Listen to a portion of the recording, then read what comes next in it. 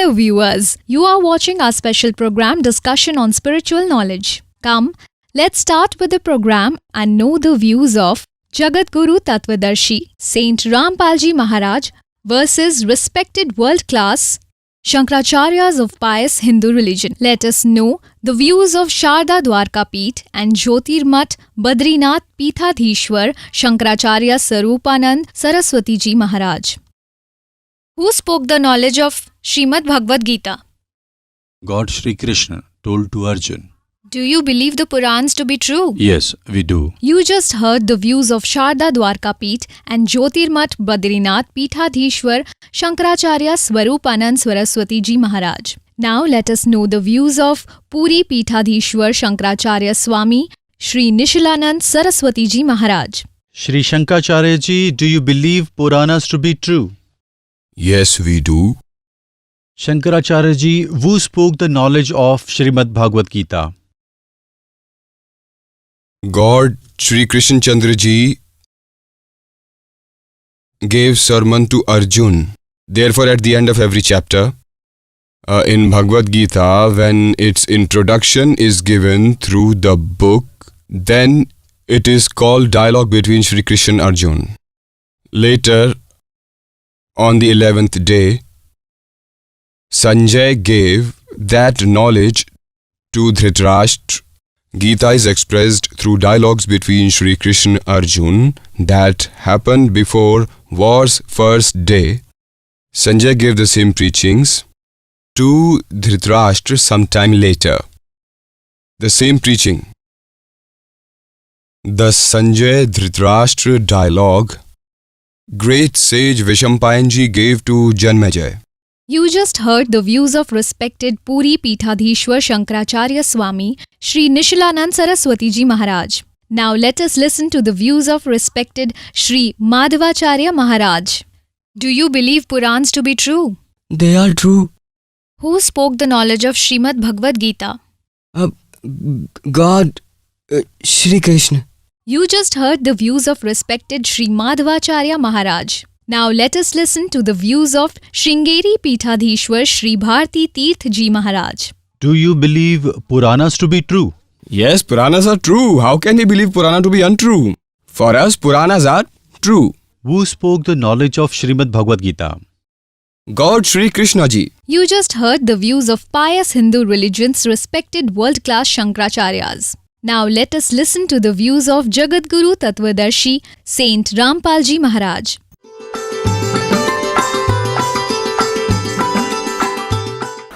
सतगुरुदेव की जय। बंदी छोड़ कबीर परमेश्वर जी की जय। बंदी छोड़ गरीबदास जी महाराज जी की जय। स्वामी राम देवानंद जी गुरु महाराज जी की जय हो। गरीब नमो नमो सतपुरुष को नमस्कार। गुरु की नहीं सुर नर मुनि जन साधुओं संतों सर्वसदी नहीं। सतगुरु साहेब संत सब दंडोतम प्रणाम। आगे पीछे मध्य हुए तिनको जा कुर्बान। Pious souls, you had been listening, especially in the last 2-3 years, that there will be a Holocaust in the year 2012.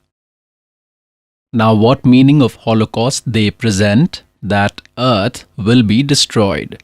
It won't be that Holocaust. It will be Holocaust of immorality.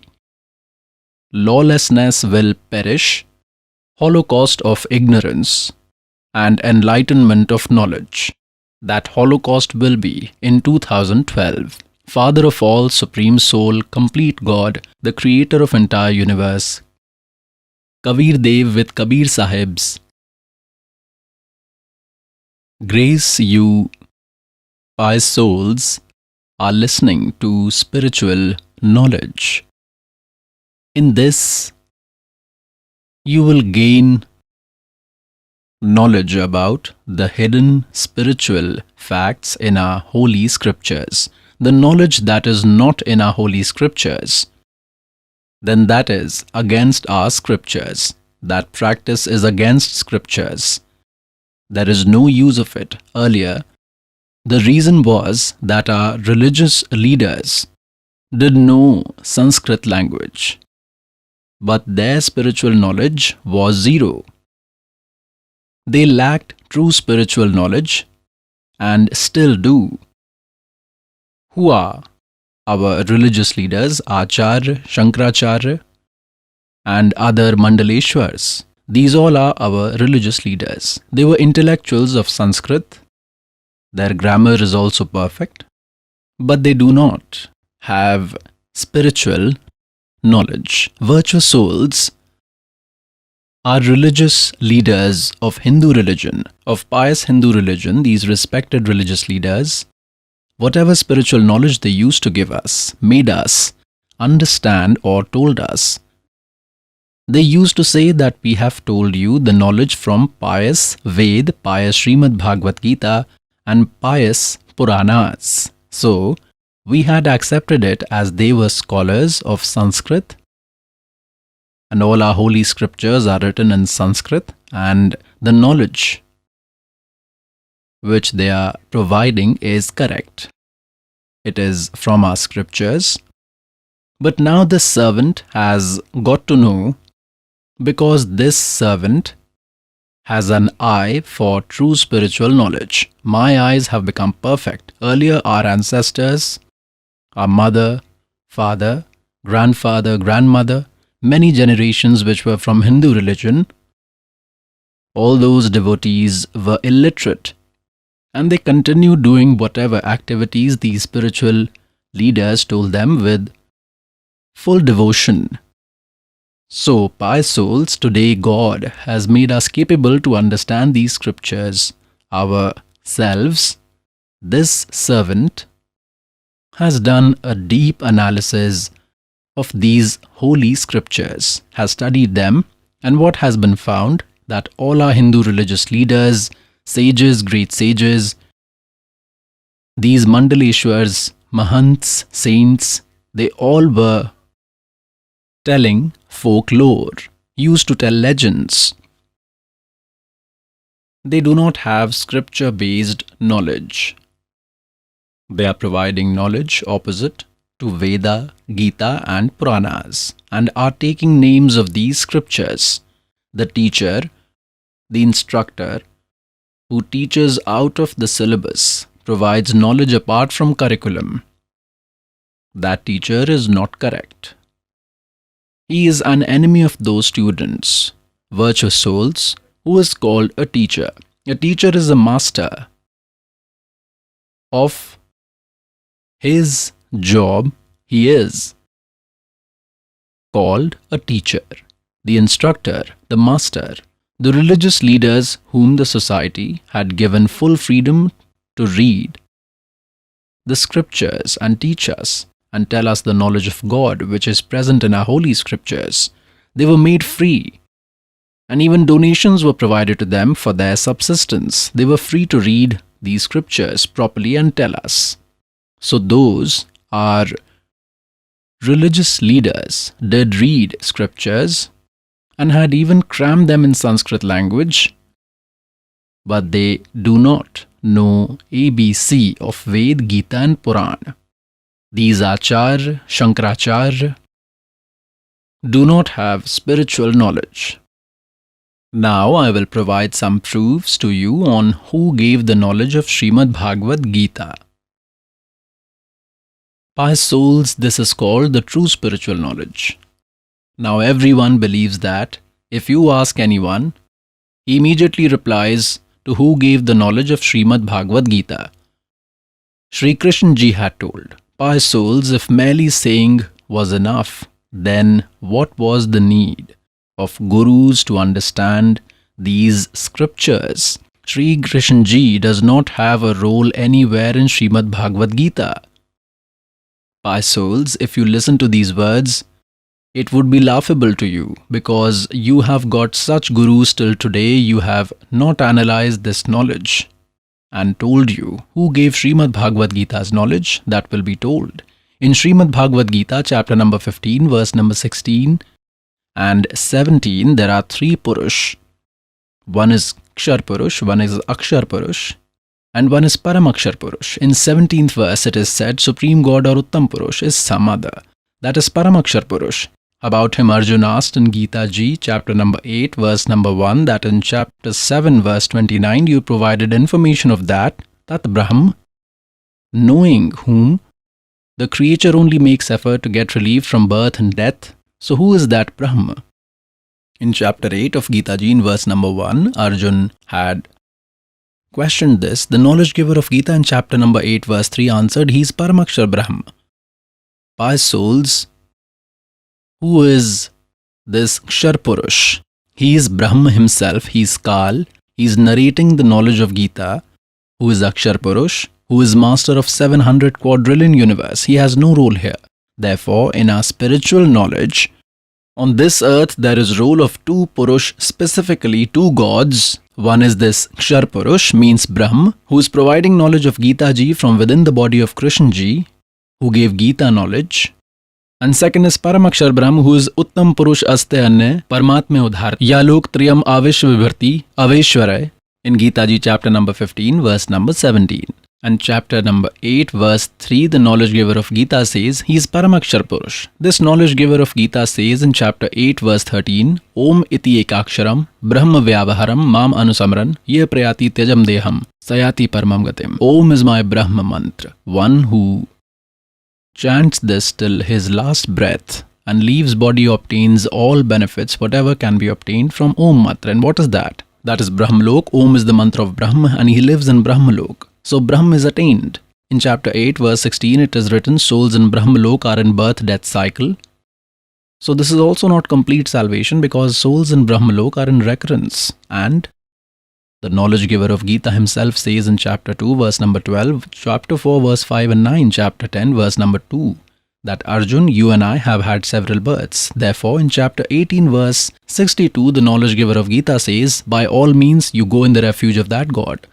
With his grace only, you will attain eternal peace and the ultimate abode. In chapter 15, verse 4, it is said that after attaining an enlightened saint, one should search for God's supreme place. Souls do not return to this world after having attained it.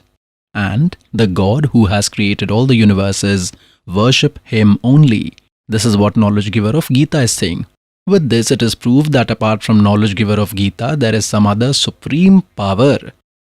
Now, who is giving the knowledge of Srimad Bhagavad Gita? One who is telling that my mantra is Om. Om mantra is of Brahma. And who is this Brahma? He is Kal. He has taken an oath that he will never appear in front of anyone and his deeds and births are supernatural. In Gita chapter number 4, verse number 9, he says, Arjun, my birth and deeds are divine, supernatural. Pious souls, now I will tell you in brief who has spoken Srimad Bhagavad Gita's knowledge. Sri Krishna Ji has no role in the knowledge of Gita Ji. How Sri Krishna Ji was not in favor of the war of Mahabharat. He went as a peace messenger 3 times. He tried to convince Kauravas and Pandavas. At last, he decided that I will be on one side and on the other side will be my army. And I will not raise any weapon. He had taken this vow. Pious souls, the great man who says that I will not even raise a weapon, can he suggest a war? No. Now when he saw who this Kal God, he in Gita Ji chapter 7 verse number 24 and 25 clarifies that I remain hidden with my powers. I never appear in front of anyone. This is my firm, bad, inferior rule. Avaya anutam means bad firm rule.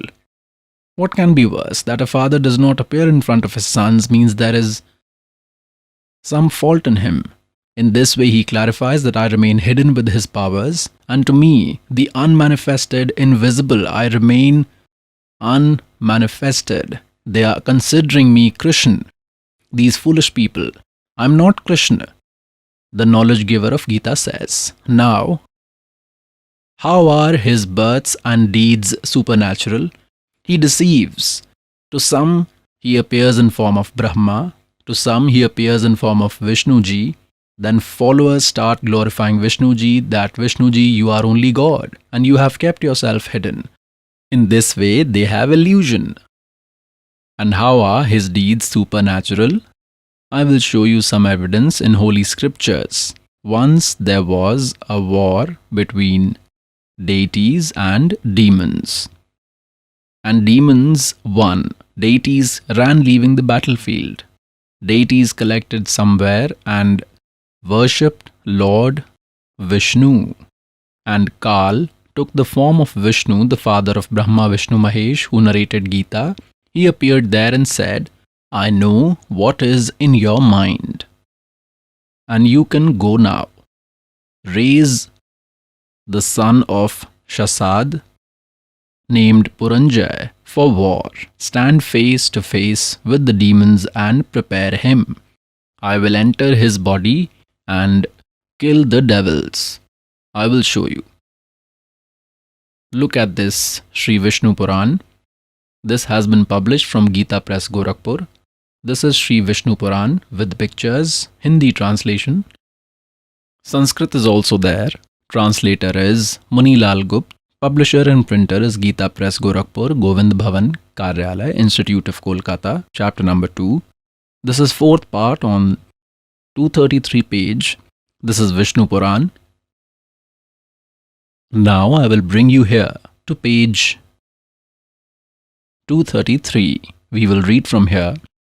Aforetime, in Treta era, once a fierce battle was fought between deities and demons, in which deities were defeated by powerful demons, and deities worshipped Lord Vishnu. Then the omnipotent protector of the whole world, Sri Narayan, pleased with deities, said, I know your intention. Whatever you want, I have understood that. Listen this for the same. The princely sage Shasad's son, named Purunjay, I will myself enter into the body of that superior warrior partly, means for some time, and will completely destroy all those devils. Therefore you prepare Purunjay for killing the demons. Alright. Now what did he do? Deities talked and convinced Purunjay, and demons also stood in front. The skull entered inside Purunjay's body because he is master of 1000 powers, has 1000 arms. Brahma, Vishnu, Mahesh are the masters of 16 powers each. He has more power than them. He destroyed all those demons.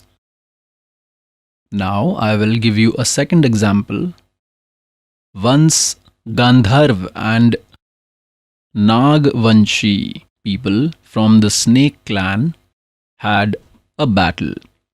Gandharvas defeated Nagsand, robbed all their treasure. Then people of Nag clan gathered and worshipped Lord Vishnu.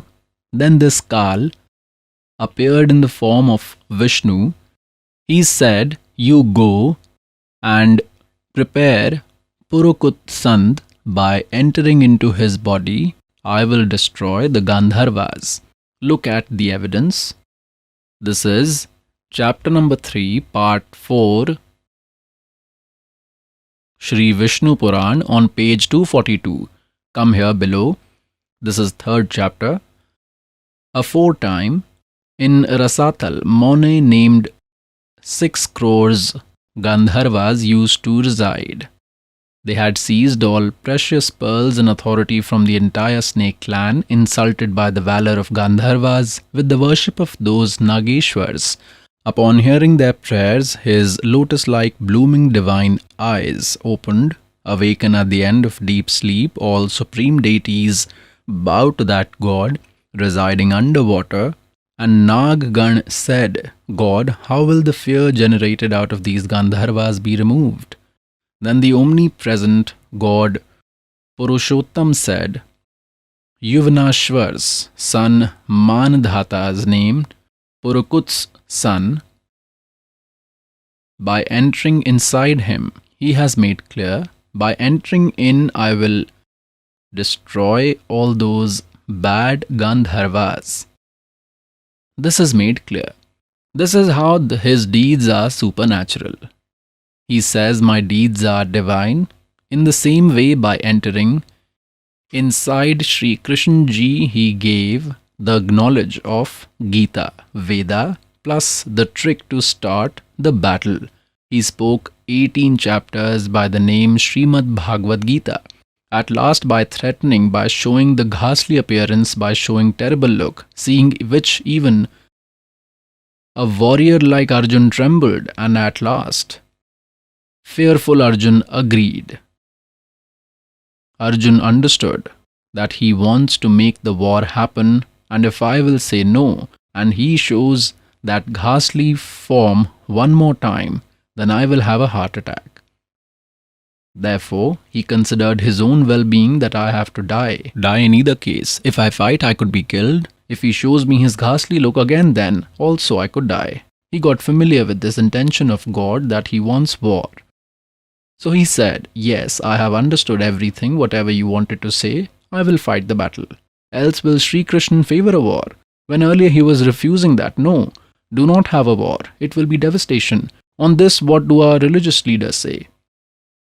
That Arjun was not following the Kshatriya religion, therefore God inspired him. Sri Krishna himself was a Kshatriya. When Kalyaban invaded Mathura, God himself ran away from the battlefield, due to which he is called Ranchhod God. At that time, he had also given up his Kshatriya duties so that devastation is avoided, destruction should not happen. So can that person advise to follow this Kshatriya duties? Can he advise for such destruction? So pious souls, now we ourselves need to get familiar with these scriptures. Alright, whatever knowledge they had provided till their level, let it remain with them. Now we will worship according to holy scriptures and get knowledge. Now I will show you that Sri Krishna Ji does not know what is said in Gita Ji. I will show you. Pious souls, the battle of Mahabharata was over.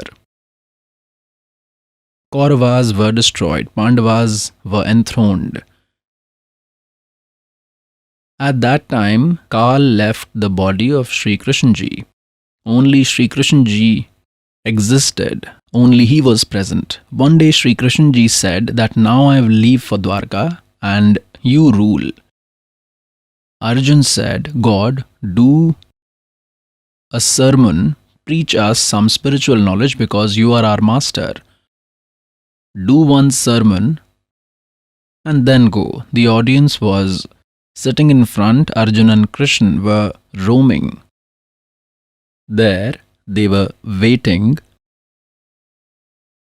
for the discourse. Devotees were arriving. At that time, Arjun said to Sri Krishna Ji, God, please tell me the same knowledge which you gave at the time of war. Means tell the knowledge of Gita Ji. I have forgotten it due to fault of my memory. I do not remember. Sri Krishna Ji says that you are very disrespectful, Arjun. You are very silly. Why did you not remember that knowledge? He is scolding Arjun that why did you not remember, and is himself saying that I cannot repeat the entire same knowledge now because at that time I had spoken that knowledge by being connected with God. Well, man, when during dangerous and awful time of a war you can get connected to God, then what is the problem in getting connected to God during peace? Get connected now, it takes 2 minutes only. Had he narrated that knowledge? Actually, he had not. Kal had spoken it after entering the body of Sri Krishna, like you observe. One ghost enters into the body of some other, and that ghost speaks. It talks a lot. After it leaves that body, and when the person is conscious, then others tell him that you spoke this and that. The person does not know anything what he said. Others only tell him. Then he starts saying that one day I spoke like this. Similarly, after entering the body of Sri Krishna Ji, by suppressing his soul, this Kal had spoken everything. And after he left, it was the original Krishna. And what did he speak? I will show you. Look, this is concise Mahabharata. This is second section. Published from Gita Press, Gorakhpur. Editor and translator is Jai Dayal Goenka. Published from Gita Press, Gorakhpur. From Gita Press, Gorakhpur on page number 667. This is concise Mahabharat. We come here. Janmejay asked Brahman, after the destruction of enemies, at that time sage Sri Krishna and Arjun were seated in the house and were conversing. At that time, what discussion happened amongst them?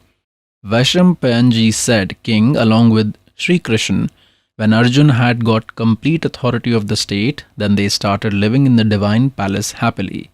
One day, surrounded by their relatives, both the friends were roaming and reached a part of the assembly hall that was beautiful as heaven.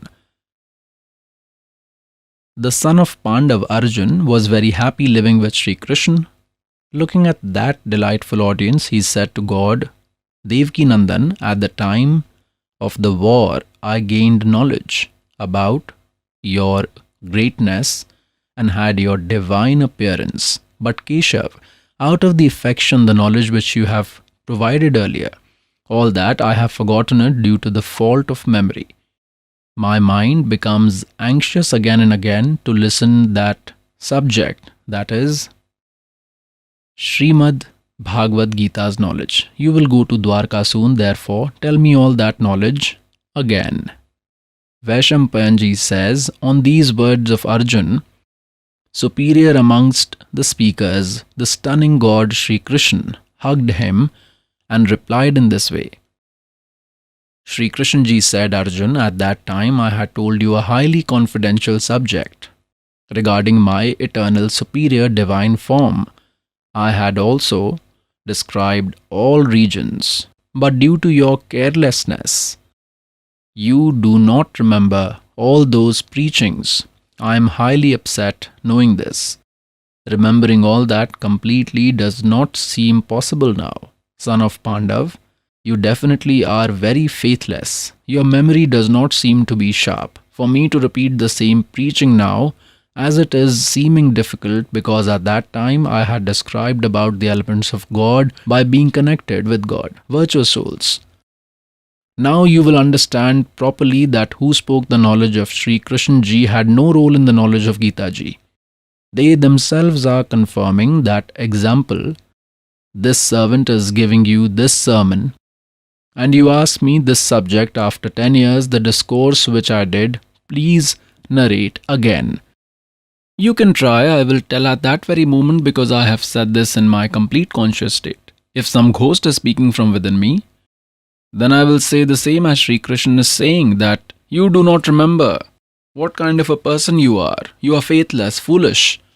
Well, man, this servant will do discourse, and a first-time listener remembers only 20% of the discourse. And then I scold him that why did you not remember? So with this, it is proved that the frustrated cat is scratching the pillar. This pillar he does not have the knowledge himself and is scolding Arjun that why didn't you remember? What happened to you? When during such a dangerous time of a war, a man can get connected with God, now it is peace. By all means, he has peace of mind. One can get connected with God easily. The point is, virtuous souls, that Sri Krishna had no role in providing the knowledge of Gita. Who has given the knowledge of Gita? This Kal has given it. In Gita, chapter number 11, verse 32, he himself says, Arjun, I am Kal. And see, this is my original form in front of you. And this form means the form which I just showed you. Of this form, no one had its vision earlier, neither will anyone have later. I have shown my divine form to you as mercy on you. My souls, if Sri Krishna ji was speaking Gita, then he would not have said these words that this is my giant form no one has seen earlier, because Sri Krishna ji had already shown his giant form in the assembly of Kauravas. In that giant form and this, there is a difference of day and night. 5 souls, one is a 60-watt bulb, tube, and one is of 1000 watt. So how much is the difference? Both are tubes, but the 1000 watt one is different from 60 watt one. So in the same way, both had shown their huge forms, but there is a big difference. Sri Krishna ji cannot speak these words that earlier no one has seen, and no one can see it later. With this, it is proved that the knowledge giver of Gita is not Sri Krishna. Kal spoke it by entering his body. He is the Lord of 1000 arms, of 1000 powers, Sahastra Bahu. In chapter 11, verse 21, Arjun says that, O Sahastra Bahu, O the 1000 armed God, come to that same 4-armed form of yours. Because he was considering him Sri Krishna, and Sri Krishna is Vishnu. Vishnu is the Lord of 4 arms. Now, from the analysis of this servant, you will know who spoke Srimad Bhagavad Gita's knowledge. Another evidence is that Sri Krishna was the brother-in-law of Arjun. Sri Krishna's sister was married to Arjun, Subhadra ji. He forgot to recognize his brother-in-law. Hence, he was not Sri Krishna. He came outside from Sri Krishna. He was Kal. Like this, he showed his furious form, and Sri Krishna is standing separate. He disappeared in his brightness. Then Arjun asks, O great man, who are you? I do not recognize you. So, was he Sri Krishna? There were a lot of other evidences that Sri Krishna ji did not give the knowledge of Gita. Sri Krishna ji never called himself Kal earlier. Later, he never called himself Kal. All those cows, cow herders, milkmaids, all had affection for Sri Krishna. They used to look at him, stare at him. Can he be Kal? Pious souls, Srimad Bhagavad Gita's knowledge, Kshar Purush Brahma has given, who is the father of Brahma, Vishnu, Mahesh, and our religious leaders call him Param Brahma. To this Kal, that he is formless, when he came in form, he became Sadashiv. You just heard the views of Jagadguru Tattvadarshi Sant Rampal ji Maharaj. Let us hear the views of Sharda Dwarka Peeth and Jyotirmat Badrinath Peethadhishwar Shankaracharya Sarupanand Saraswati ji Maharaj. According to Gita, what is the benefit of pilgrimage, fasting, tarpan and carrying out shraddhs? All these are for eliminating men's narrow-mindedness. If you give some food to other creature from your food, or giving respect to visitors, then these are to eliminate your heart's narrow-mindedness. You just heard the views of Sharda Dwarka Peeth and Jyotirmat Badrinath Peethadhishwar Shankaracharya Swarupanand Saraswati ji Maharaj. Now let us listen to the views of Puri Peethadhishwar Shankaracharya Swami Shri Nishilanand Saraswati ji Maharaj. According to Gita, what is the benefit of pilgrim, fasting, tarpan and by carrying out shraddhs? या शास्त्र विधि मुत्सृज्य वर्तते कामकारता न सिद्धिमवाप्नोति न सुखम न पराम गतिम. These are God Shri Krishna Chandra's words. Gita indicates towards scriptures. Method of marriage is not in Gita, nor the method of sacrifice, nor the method of shraddh. Gita indicates that ancient memories consider Vedic scriptures as proof to decide our roles and responsibilities. Alright? So, shraddhs have support, tarpan has support. In the first chapter itself, Arjun has expressed concern that the activity to offer sacrifice might fade. And God Shri Krishna's heaven is described. Shrinapurnam Arshalokan Vishanti, Urdhvam Gardhvam Sashvasthaha. Therefore, in Gita, Shraddh, Tarpan and other scripture-based activities are all valid. In the name of Gita Shraddh, Tarpanetic activities cannot be refuted.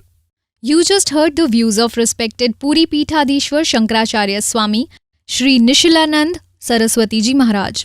Now let us listen to the views of respected Shri Madhvacharya Maharaj. Pilgrimage, fasting, tarpan and by carrying out shraddh, is there any benefit according to Gita? Yes, very big benefit. Through pilgrimage, all the sins will be destroyed. With Tarpan, Shraads, deceased ancestors will be liberated. So there are benefits. You just heard the views of respected Sri Madhvacharya Maharaj. Come, now let's listen to the views of Sringeri Peethadhishwar Sri Bharti Tirth Ji Maharaj. Piligram, fasting, tarpan, and by carrying out Shraddh, is there any benefit or not according to Gita ji? Scriptures mention about these deeds. Therefore, by observing scriptures, humans attain ultimate peace. You just heard the views of pious Hindu religion's respected world-class Shankaracharyas. Now let us listen to the views of Jagadguru Tattvadarshi Sant Rampal Ji Maharaj.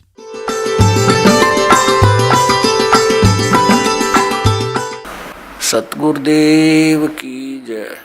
बंदी छोड़ कबीर परमेश्वर जी की जय। बंदी छोड़ गरीबदास जी महाराज जी की जय। स्वामी राम देवानंद जी गुरु महाराज जी की जय हो। गरीब नमो नमो सतपुरुष को नमस्कार। गुरु की नहीं सुर नर मुनि जन साधुओं संतों सर्वस दी नहीं। सतगुरु साहेब संत सब दंडोतम प्रणाम। आगे पीछे मध्य हुए तिनको जा कुर्बान।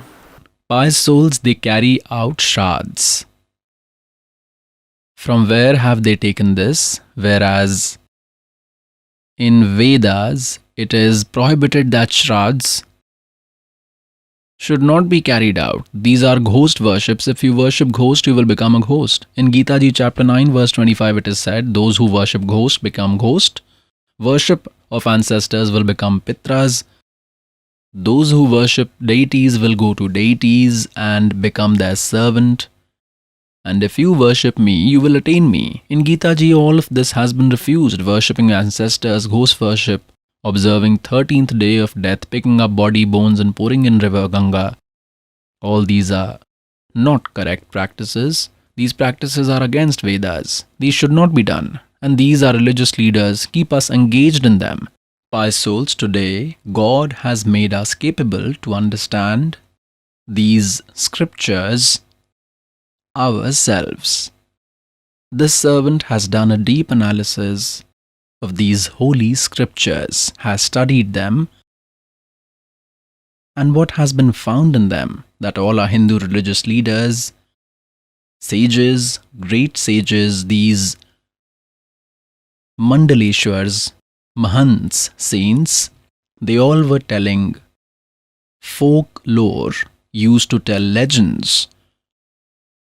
They do not have scripture-based knowledge. They are providing knowledge opposite to Ved, Gita and Puranas and are taking names of these scriptures. The teacher, the instructor, who teaches out of the syllabus, provides knowledge apart from curriculum. That teacher is not correct. He is the enemy of those students. And this has been the reason, virtuous souls, by abandoning scripture-based worship and by arbitrary worship, our religious leaders have made all our ancestors ghosts. They have put them in 84 lakh life forms, and then they tell procedures for them, carry out shraddhs, offer pind, do these activities which are against Gita Ji. Srimad Bhagavad Gita, chapter number 9, verse number 25, it is said, those who worship ghosts will be obtained to ghosts, carrying out shraddhs, offering pind, observing 13th day of death, and pouring bones for salvation, etc. are all ghost worship. Those who will do this will become ghosts. Those who worship deities will be obtained to deities. Those who worship ancestors will become pitras, and the knowledge giver of Gita says, who worships me will attain me. We stopped worshipping God and started worshipping ghosts, carrying out shraddhs, etc. By abandoning scripture-based worship, we kept doing arbitrary worship and kept on suffering. This was wrong practice. What does God say? That Pretshila पर जा विराजे फिर पितरों पिंड भराई. बहुर श्राद्ध खान को आए, ये काग भय कली माही. God says, they are seated as ghosts. They have become ghosts by doing worship wrong, and then they offer pin to Pitras. Bahur Shraddh Khan ko aaye, ye kaag bhaye kalmahi. As souls, they carry out shraddhs. From where have they taken this? Whereas in Ved, this is prohibited, that shraddhs should not be carried. This is worship of ghost. If you worship ghost, you will become ghost. In Gita Ji chapter 9 verse 25 it is said, those who worship ghost will be obtained to ghost. Worshippers of ancestors will become pitras. Those who worship deities will go to deities and become their servant. And if you worship me, you will attain me. In Gita Ji, all this has been refused. Worshipping ancestors, ghosts, observing 13th day of death, picking up bones and pouring them in Ganga for salvation, all these are against our holy scriptures. These practices are against Vedas. These should not be done. And these our religious leaders keep us engaged in them, that carry out Shraddh, 13th day, by souls. God says, रे भोड़ी सी दुनिया सत्य गुरु बिन कैसे सरिया. रे भोड़ी सी दुनिया सत्य गुरु बिन कैसे सरिया. अपने लला के बाल उतरवावे देख के चीना लग जइया. an old woman will take her grandson or granddaughter where? To Gurgaon, at their respected place, wherever that is. A barber is seated there.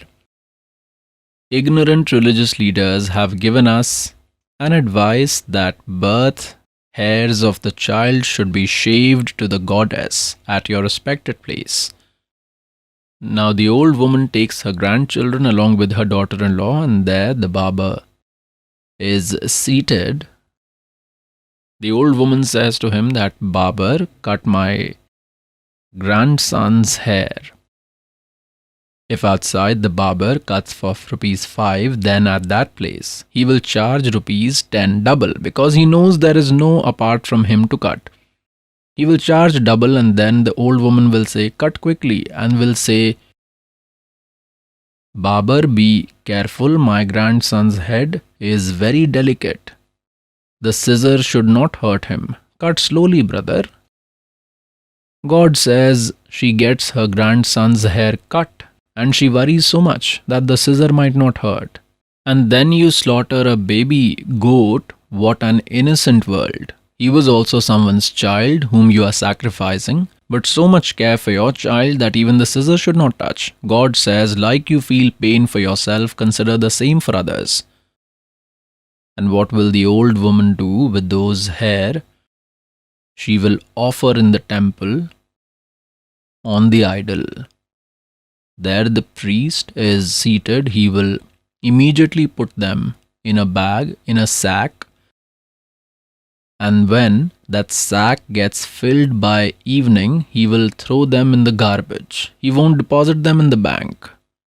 He needs to throw them outside.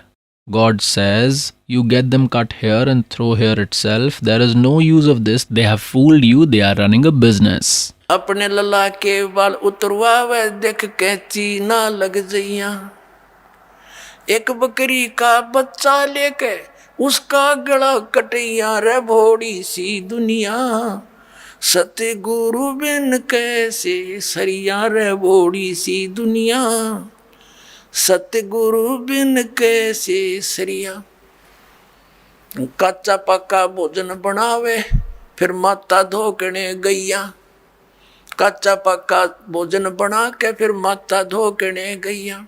उस माता ऊपर कुत्ता मुते वो क्यों ना मर गईया. रे भोड़ी सी दुनिया गुरु बिन कैसे सरिया. रे भोड़ी सी दुनिया गुरु बिन कैसे सरिया. Our grandmother asked us to worship goddess. To our aunt's mother, she would say, prepare thick fat jaggery bread. If there is delay, then she says, keep it half cooked. then new dogs will eat it. Or is there some goddess to eat them? There is a goddess of 2.5 feet height. They had made a small platform. The old woman steps on that to offer those bread. Before she comes down, 3-4 dogs would climb on that. First, they will eat the food of that grandmother, and while leaving, they will urinate on that idol. God says if that goddess, whom you went to offer for protection, worshipped her so that she provides some protection to us, on her head dogs urinate, so how can she provide protection to you, old woman? Now what does God tells? आपे लिपे आपे पोते और आपे बनावे ओई और उस पे बुढ़िया फिर पोते मांगे। देख अकल कहाँ से खोई? We saw one holy goddess being worshipped. They used to make one woman's picture on the wall. They themselves used to make it, and by lighting a lamp in front of it, they would say, "O holy goddess, provide a son to daughter-in-law. I worship you to keep protecting my family." God says, themselves they have made. आपे लिपे आपे पोते आपे बनावे ओई और उस पे बुढ़िया पोते मांगे। देख अकल कड़े तक खोई। तरह के जो भैया। What God makes us remember is that जाटी पूजे पीपल पूजे और सिर तुलसा के हो और दूध पूत में खैर रखिए नो पूजू हो तो they worship roots, pour water into people tree, and then they worship Tulsi goddess. Why do we worship? So that they provide protection to our family. See our wisdom. This was our religious leaders' guidelines to us. By abandoning scripture-based worship and following arbitrary worship, they have made all ghosts. Then what does God tell? जीवित बाप के लट्ठम लट्ठा और मुए गंग पुचैया और जब आवे आसुज का महीना और वो कौवा बाप बनैया रे बोड़ी सी दुनिया सतगुरु बिन कैसे सरिया. When the father is alive, they have strained relations, useless souls, and after his death, they will try for his salvation. Look, pious souls, from where our religious leaders start his salvation after the death. First, they will say, pick up his bones and pour in river Ganga. He will have salvation. Well, what do? One man had not taken initiation. His wife had taken initiation. But he did not stop his wife. He was familiar with the knowledge, but there was a hurdle in front of him that when my father will die, and if I do not pour his bones in river Ganga, then my soul will not be at peace. So I will not take initiation.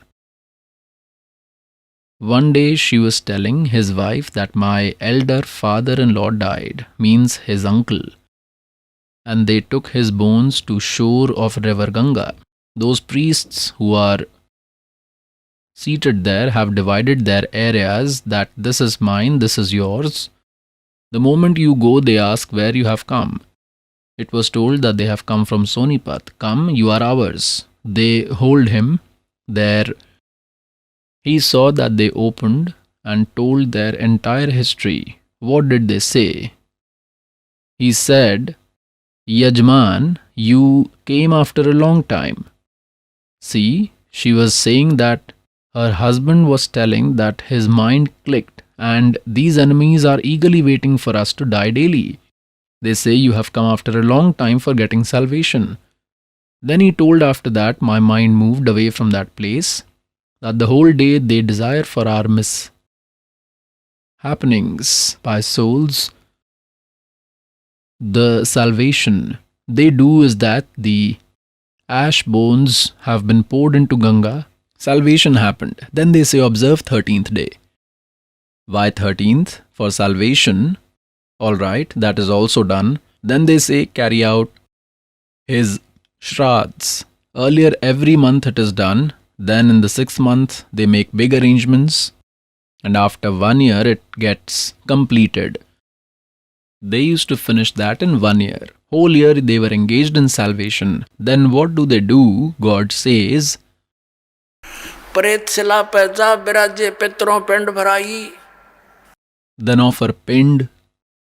The deceased ancestors will be liberated.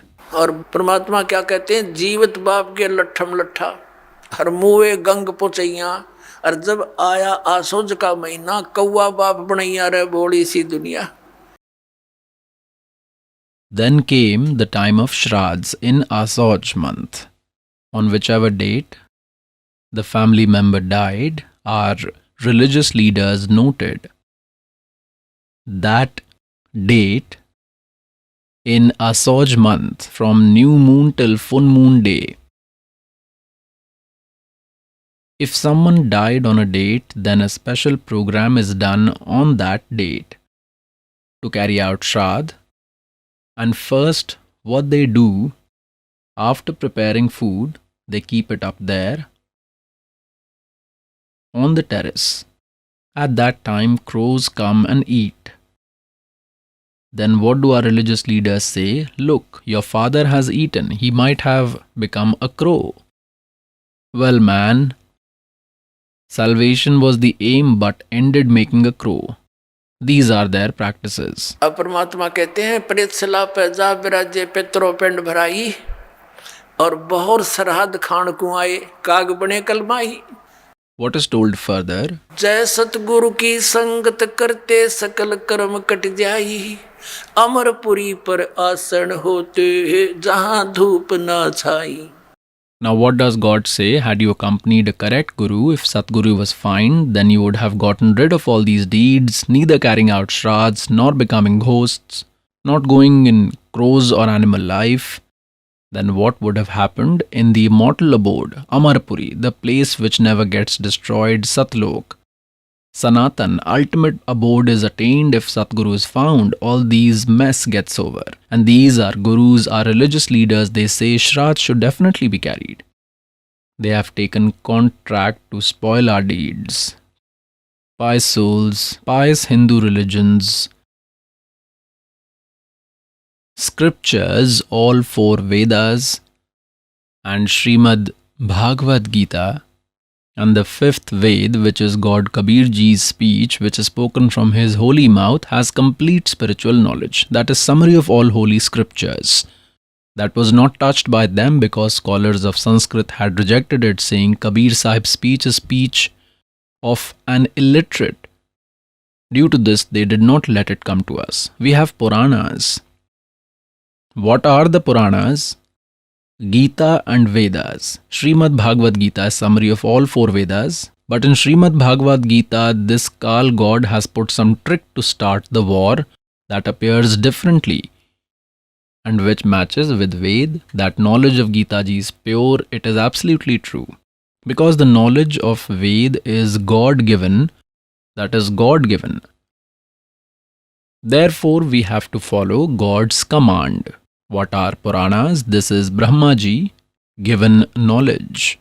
From Brahma Ji they heard, then few other sages overheard knowledge from some others and prepared the script and made Puranas.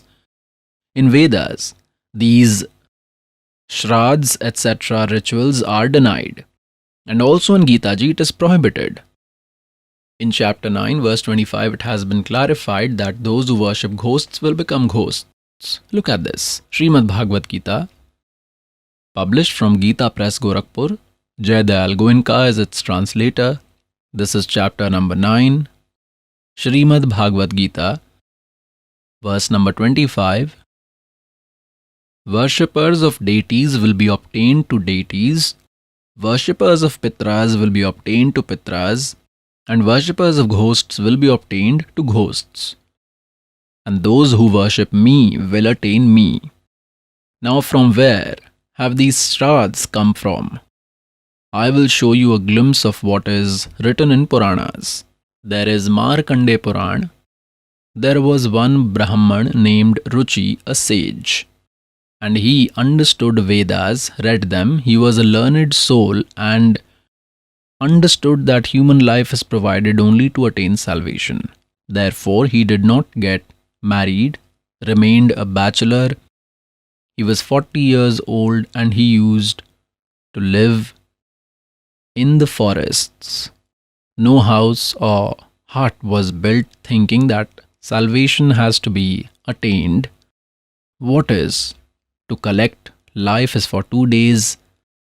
Now, Ruchi was worshipping according to Vedas. His father, grandfather, great grandfather, and fourth grandfather had died and had become ghosts. They were also sages, Brahman. They also did and made others do same rituals. Then obviously they were to become ghosts. All those four appeared and said, "Son, why did you not get married? After marriage, you would have carried out our shraddhs. We would have got salvation." Ruchi said, "Respected fathers, Vedas have prohibited them. These shraddhs and this arbitrary practice is the path of fools." And those Pitra also say that, "Son, yes, it is like that. There is no doubt in that. That is true. But what will happen to us? You go to hell, what will happen to you? They themselves died, now preparing their son for death." Look at this, Markandeya Puran. This has been published from Gita Press, Gorakhpur, on 242 page. Concise Markandeya Puran. Genesis of Ruchi sage. Markandeya ji says Brahman, aforetime master of people Ruchi, devoid of affection and arrogance, used to live on the earth.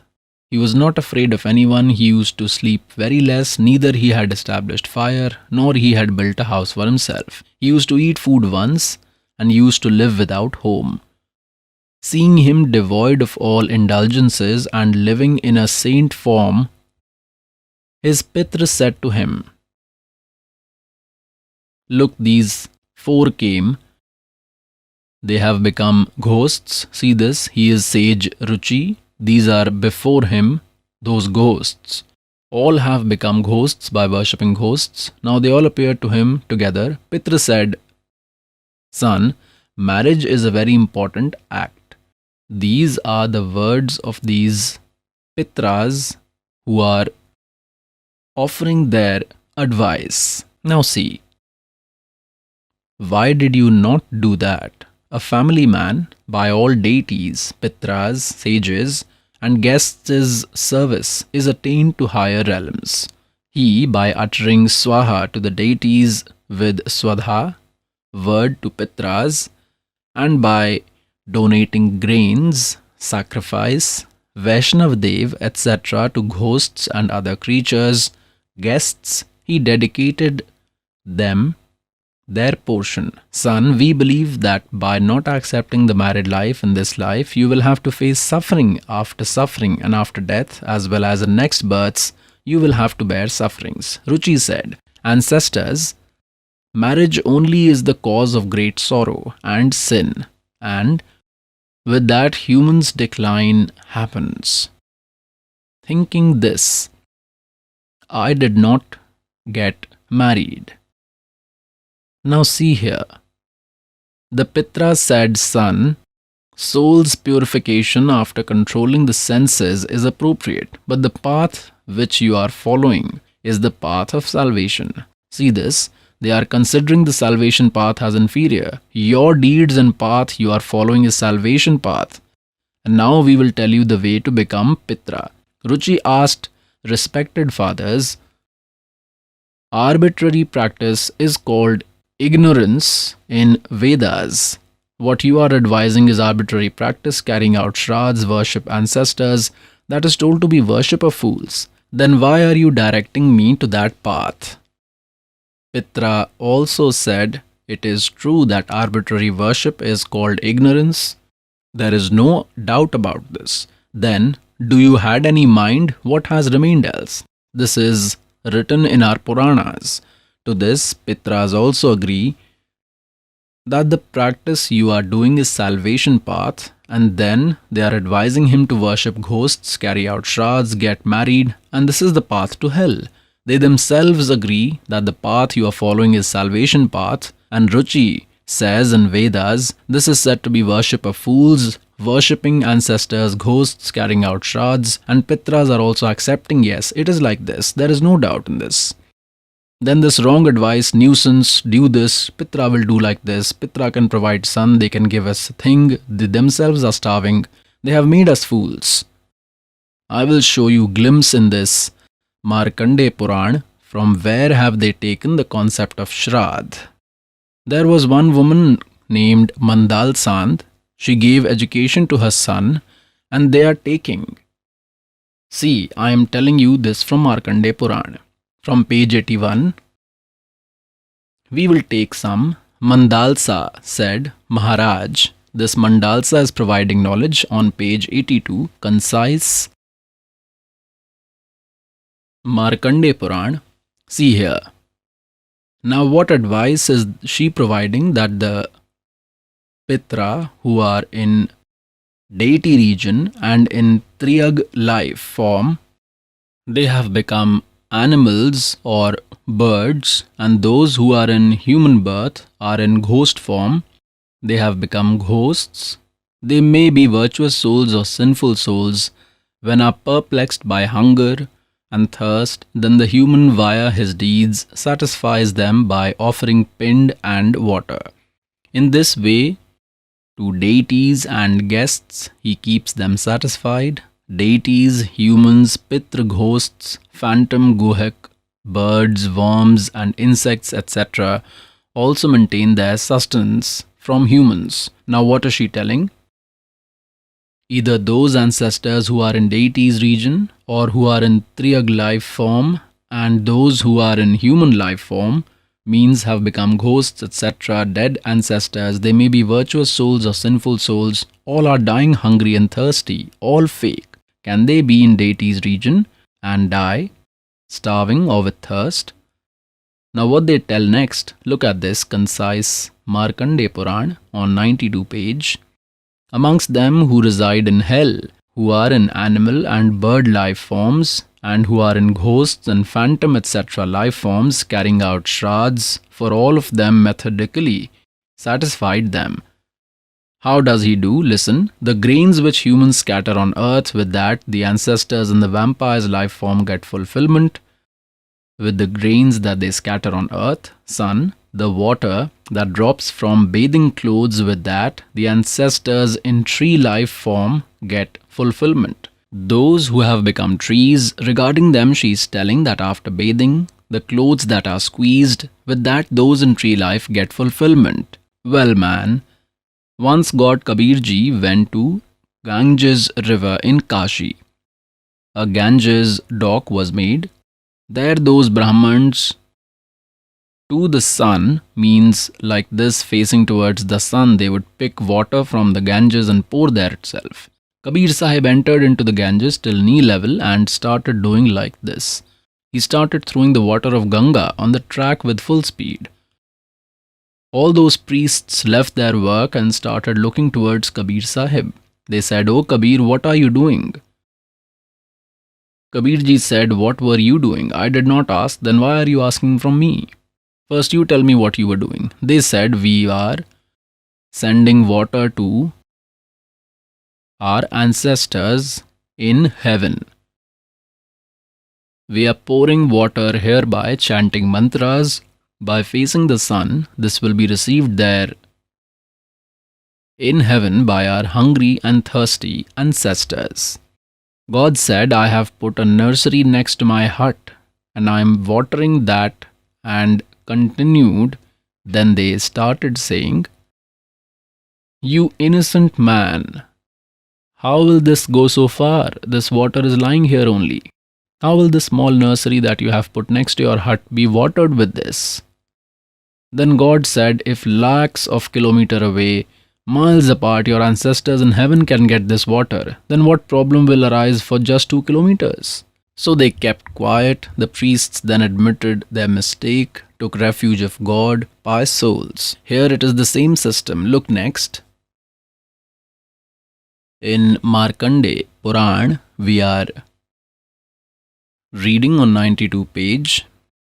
With that, the ancestors in tree form get fulfillment. Well, the tree is so huge, and they squeeze water off the clothes on the shore of river Ganga. Tell, how can that tree get fulfillment in that buckets full of water needs to be poured? See how they have made us fools. Look, the drops of water that fall on earth from our body after bathing, with that, those ancestors who have become deities get fulfillment. Now look at their brains. They say after bathing, the drops that fall on the earth, no. Those ancestors who have become deities get fulfillment from it. Did they become deities who will get fulfillment with this water there? They have spoiled our judgment. Look, the drops of water that fall on the earth from our body after bathing, with that, those ancestors who have become deities get fulfillment. And by pind, they made us offer pind, food particles that fall on earth. With that, those ancestors in animals and bird life form get fulfillment. In animal life form, she might be standing as a buffalo. Who was their mother, grandmother or aunt? If the particles fall on the earth somewhere, that buffalo which eats a crate full of husk daily, with one particle, how will she get fulfillment? Look how foolish they have made us. In a family, the child who remained devoid even after being eligible for the ritual of Shraddh, means died in childhood, did not carry out Shraddhs, then he receives the scattered grains and leftover water. The Brahmins wash their hands and mouth and wash their feet after meal. So from that water also several ancestors get fulfillment. Son performing Shraddh with superior method, those men's other ancestors means who have attained other life forms, then also with Shraddhs they get much satisfaction.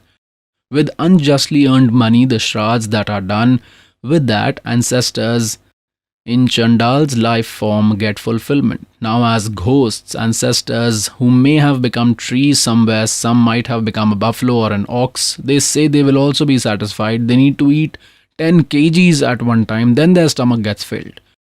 Once respected Garib Das Sahib Ji, who was from village Chodani, whom God has met and took to Sachkhand and brought him back, then he had given this knowledge. There was one disciple of him, a farmer, and he used to sit for a long time with Garib Das Sahib Ji daily and listen to the discourse. During the day he used to sit and listen. One day he did not come. Garib Das Ji asked, when he reached next day, why did you not come yesterday? He told, yesterday was my mother's Shraddh. A priest had come and he carried out Shraddh and I remained busy whole day. He said, fine. Then he said, tomorrow also I will not be able to come. Garib Das Ji asked, what is tomorrow? Tomorrow is my father's Shraddh. So he said, fine. Garib Das Sahib Ji used to make them understand, but our mind does not work. We give more importance to worldly affairs. Garib Das Ji said, brother, do one thing. When your priest completes your father's Shraddh, after that you bring food for 2 people here. That person thought Guruji might be wanting for himself. When his priest completed all rituals, preparations, given food to crows, after that he brought 2 people's food to Garib Das Ji's house. Garib Das Ji was also a householder, had kids, was a farmer, but had got familiar with God with true spiritual knowledge. He had a farm, that devotee's farm, in that there was a hut, one small pond which is called late, and that person brought food for 2. Garib Das Ji said, come follow me. Now that person thought some saint might have arrived in farms. They usually come to meet him. Reaching there, from that late, from that pond 1 kilometer away, those ponds which were for animals to drink water, they used to store water in them. Around that herds used to grow, bunch of bushes used to form. At 200-foot distance, Garib Das Ji sat and that person also sat down. There he said, he called name of that person's mother and father and said, come, your son has brought food for you. From there, one male and one female jackal came and stood there. There was the spectacle of Garib Das ji. He said, "Son, this is your mother, this is your father, feed them food." He opened and kept it there. Both ate. In 1 minute they ate and ran away. Now Garib Das ji said, "What was your Guruji saying? Your ancestors, in whichever life form they are, will they be satisfied for 1 year by providing food for 1 day?" Yes, priest was saying like this. Both of them were starving of hunger. Look, they ate whole food and you had just come after feeding them. From that day he held his ears. Let all this nuisance go to hell. That dear soul left all that folklore and legend, those arbitrary practices. Now, pious souls, God says that 1 day you provide food, accept that, but when your father and mother were alive, they used to eat twice in a day, and you say, by eating 1 day, there is no need for 364 days. Is this possible? 1 day you fed them for 364 days, what will they eat? Assume your father has become a crow. Then feed him every day 2 breads and throw up every day so that his stomach remains filled. There is no use of doing this drama for 1 day. The point is that they have become what they were to become. Virtuous souls, now when we will do true worship, doing this practice, your ancestors, ghosts, phantoms, etc., in whichever life forms they are, they will also get salvation with your worship. You continue doing your worship, and when the time will come, all your ancestors will also be liberated with this worship. Now in Puranas, it is mentioned that if 1000 Brahmans are eating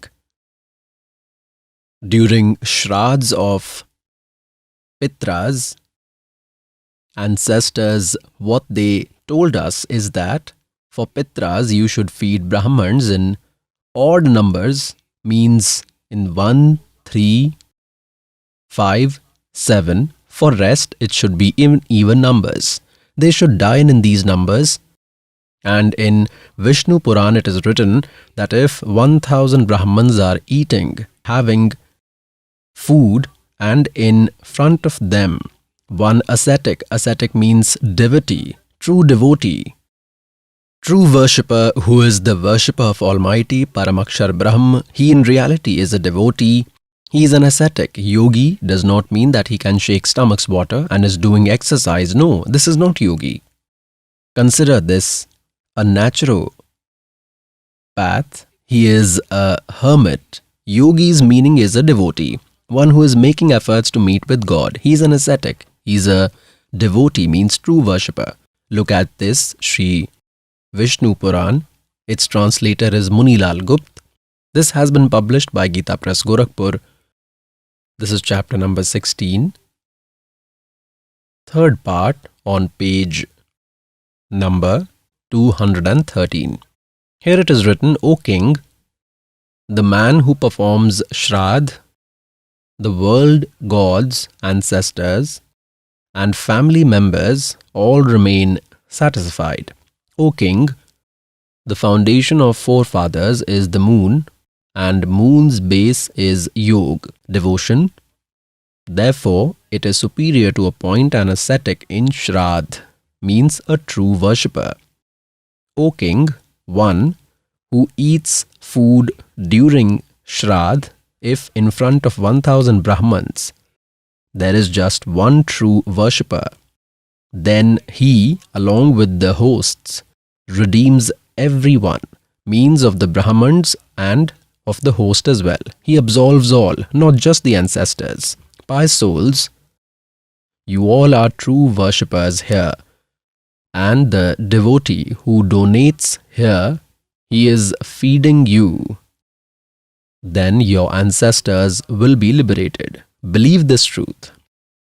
This is such an amazing path. They have not accepted the truth. They have accepted the false. Virtuous souls in Ruchi sage's story, you have seen in Markandeya Puran that in Vedas, these arbitrary practices are called ignorance, and the ancestors also agreed because they were also Brahmins, sages, and now they say it will be our misery if you will not carry out shraddhs.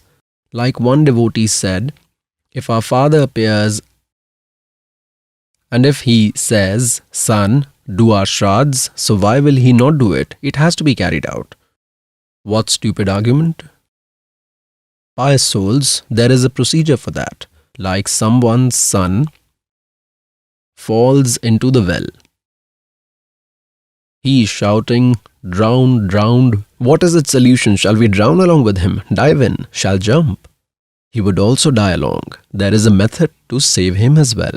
First tie a strong rope up, then throw it down, hold that and go and bring him out.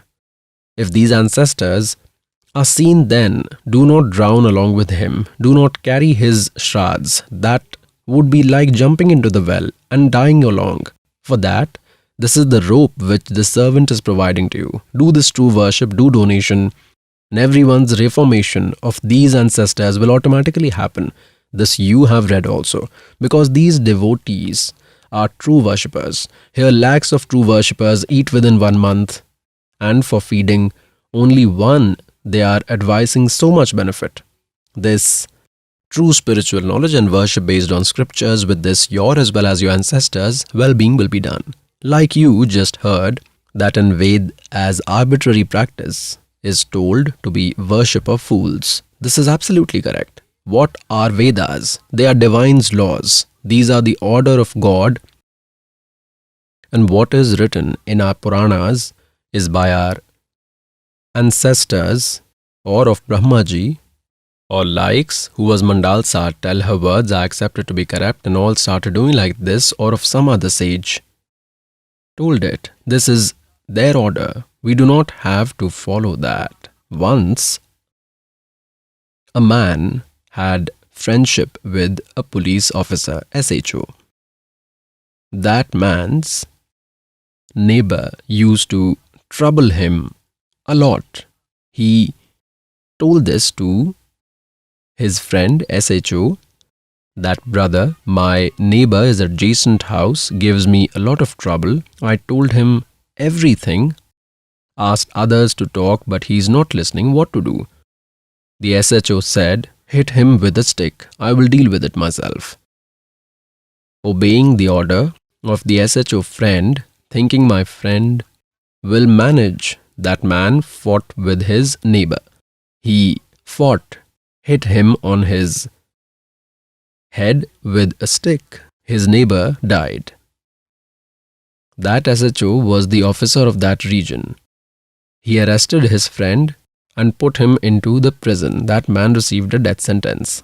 It was the rule of the king that if anyone will kill someone, then he will receive a death sentence. That man violated the constitution by obeying the order of his SHO friend, with which broke the law of the king, and he got the punishment. In the same way, consider the order that is written in Puranas to be of the SHO, and consider Vedas to the law of God. If God's constitution is broken on those SHO's words, Puranas, or by these fake religious leaders' words, from these who make us worship against the scriptures by the order of these saints, priests, if we do these activities, then we will be penalized, we will become hosts, and will get punishment of death. Such a mistake we will not do, should not do. One living example this servant will give to you. My respected Guruji was born in Brahman clan. In Haryana, district Bhiwani, near Charkhi Dadri, there is one Petavas village, Big Petavas. He used to live there. He worked as a farmer. Clan was Brahman. Pious souls, clan is not caste specific. This servant says this many times so that some Brahman might frown that this is said about Brahmans. No. In the farms, my Gurudev, born in Brahman clan, was grazing cows in his farms earlier, there used to be many jungles, a lot of forests. One day he met my grandfather, Guruji, means with a saint. Inspired from him, he wanted to leave house and asked Gurudev's address. He became familiar with entire knowledge in the fields when he was grazing cows in evening. There were other companions too. The herdsman, he told them, I will come after nature's call. In case I am late, then you take animals along. I will come on my own. He went in the forest, deep inside. The cowherds brought cows in their village. It got late in the evening when he did not return. His childhood name, the village name, was Haridwari, Pandit Haridwari. He has changed his name so that no one would identify him. He left home. What he did, the clothes which he was wearing, he removed them. He had taken 2 sets of clothes from home that day. He had taken 1 extra pair, which he hid, and took the clothes which he was wearing. He tore them, and some wild animal had eaten another animal. Some deer lion had eaten. He had seen that during the day. On it he threw those clothes and went. Overnight he reached Haridwar. The family members waited for an hour or two. They asked from cowherds that Haridwari did not come. They told that he said, I will come after nature's call. You move. They took those kids along. They told where he entered and pointed this way. Earlier there were no torch. They carried lanterns and candles in hands and went. They saw that the child has been eaten. Some wild animal had eaten. He died, became blind, started crying from far. It was dark. They collected the body of that animal and clothes, and in the night they cremated, thinking he has died. Then they started observing 13th day of death. Earlier every month it was done. Every month Brahmins used to eat. Those Brahmins are different who perform these practices. They did everything. The anniversary was also done.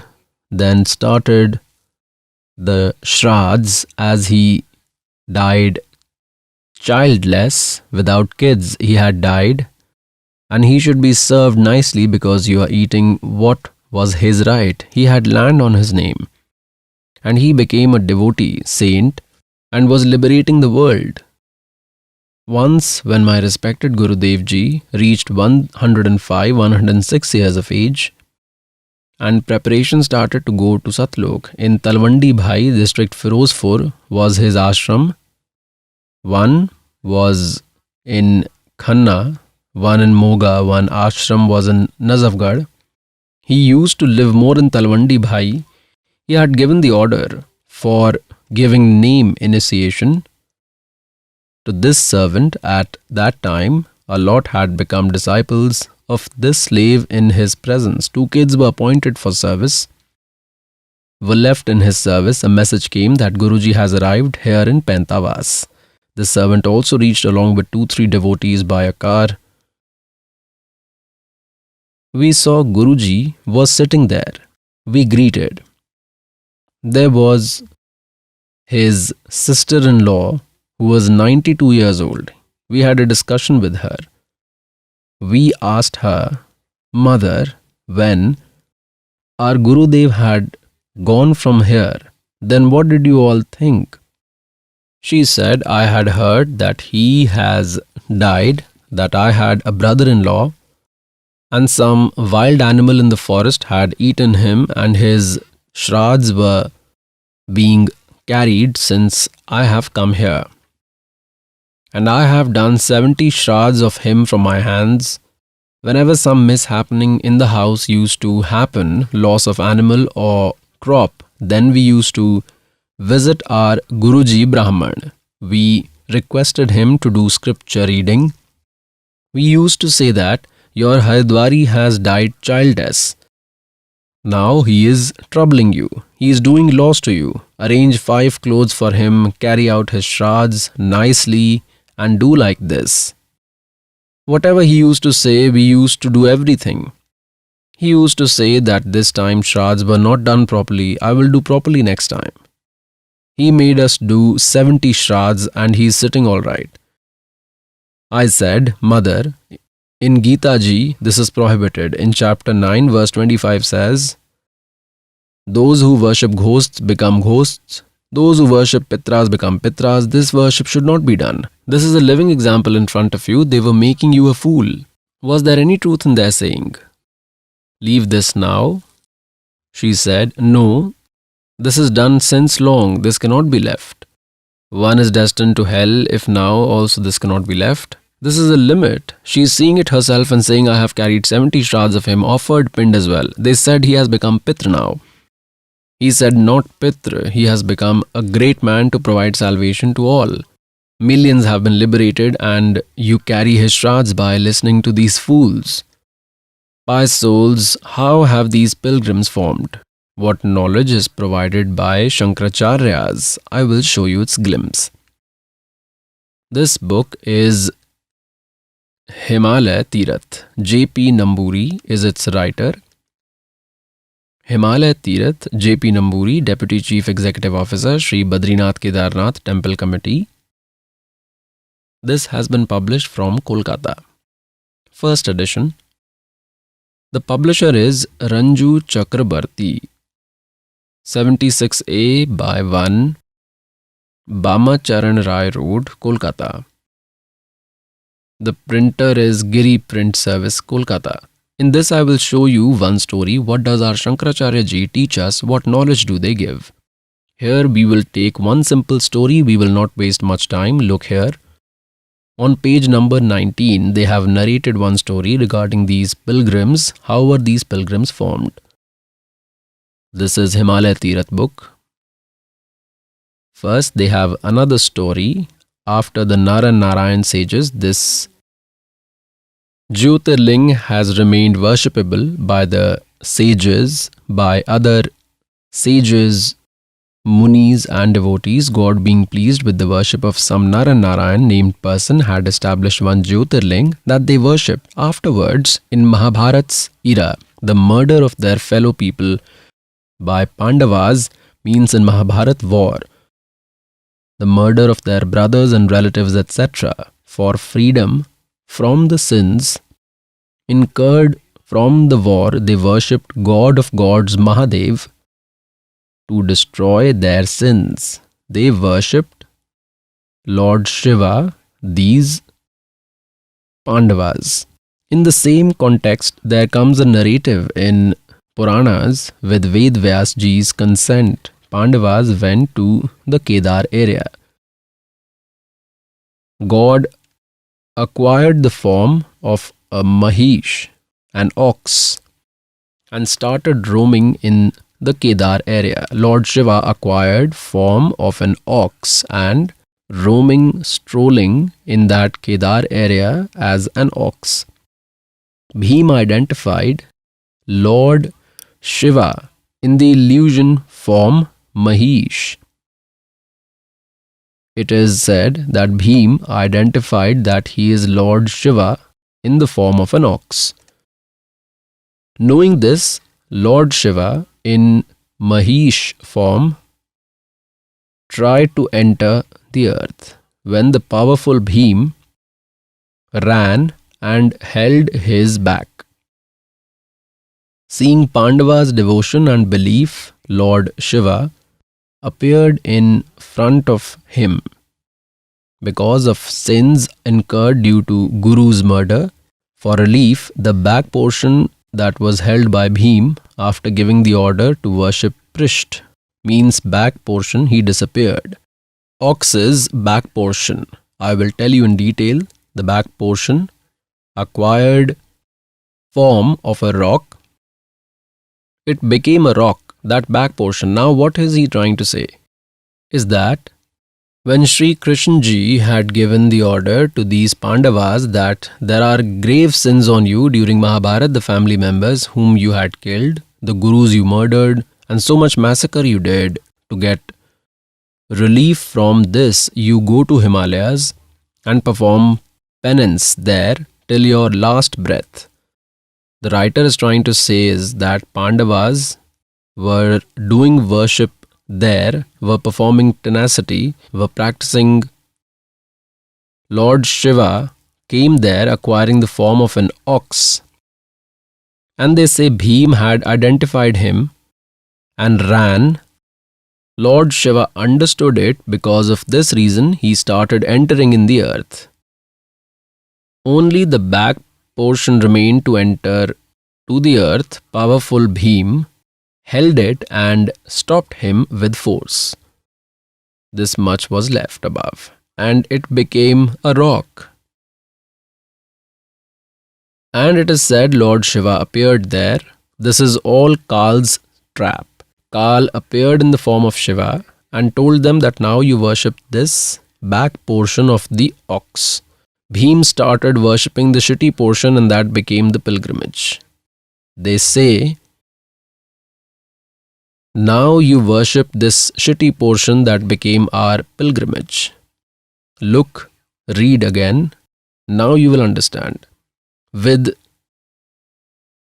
Vedvyas ji's consent, Pandavas went to Kedar area.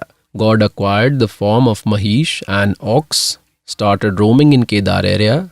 Bhim identified Lord Shiva in the illusion form. He identified Shiva in ox form. Knowing this, Lord Shiva in Mahish form was entering into the earth when the powerful Bhim ran and held his back. Seeing Pandava's devotion and belief, Lord Shiva appeared in front of him. Because of sins incurred due to Guru's murder, for relief, the back portion was held by Bhim after giving the order to worship Prisht. Means back portion, he disappeared. The back portion acquired form of a rock. It became the rock, that back portion, and became worshipable by Pandavas. Pandavas started worshipping the shitty portion. Oh God, this was the knowledge of our Shankaracharya. See this, all this is devil's trap. Further, in the ox form, Lord Shiva started entering inside the earth. The back portion Bhim held and stopped there. Now, next, where did the legs go? Where did the mouth emerge? See this. We are reading on page number 19 of Himalaya Tirath. We have come here. The back portion acquired the form of a rock that became worshipable by Pandavas. Pandavas started worshipping that back part, and since then, till today, that is worshipable. Till today, that is being worshipped by devotees. Mahish's front portion appeared in Nepal, which became famous with the name Pashupati Nath. Oh wow, scholars. It is said the mouth of the ox, the head appeared where? In Nepal.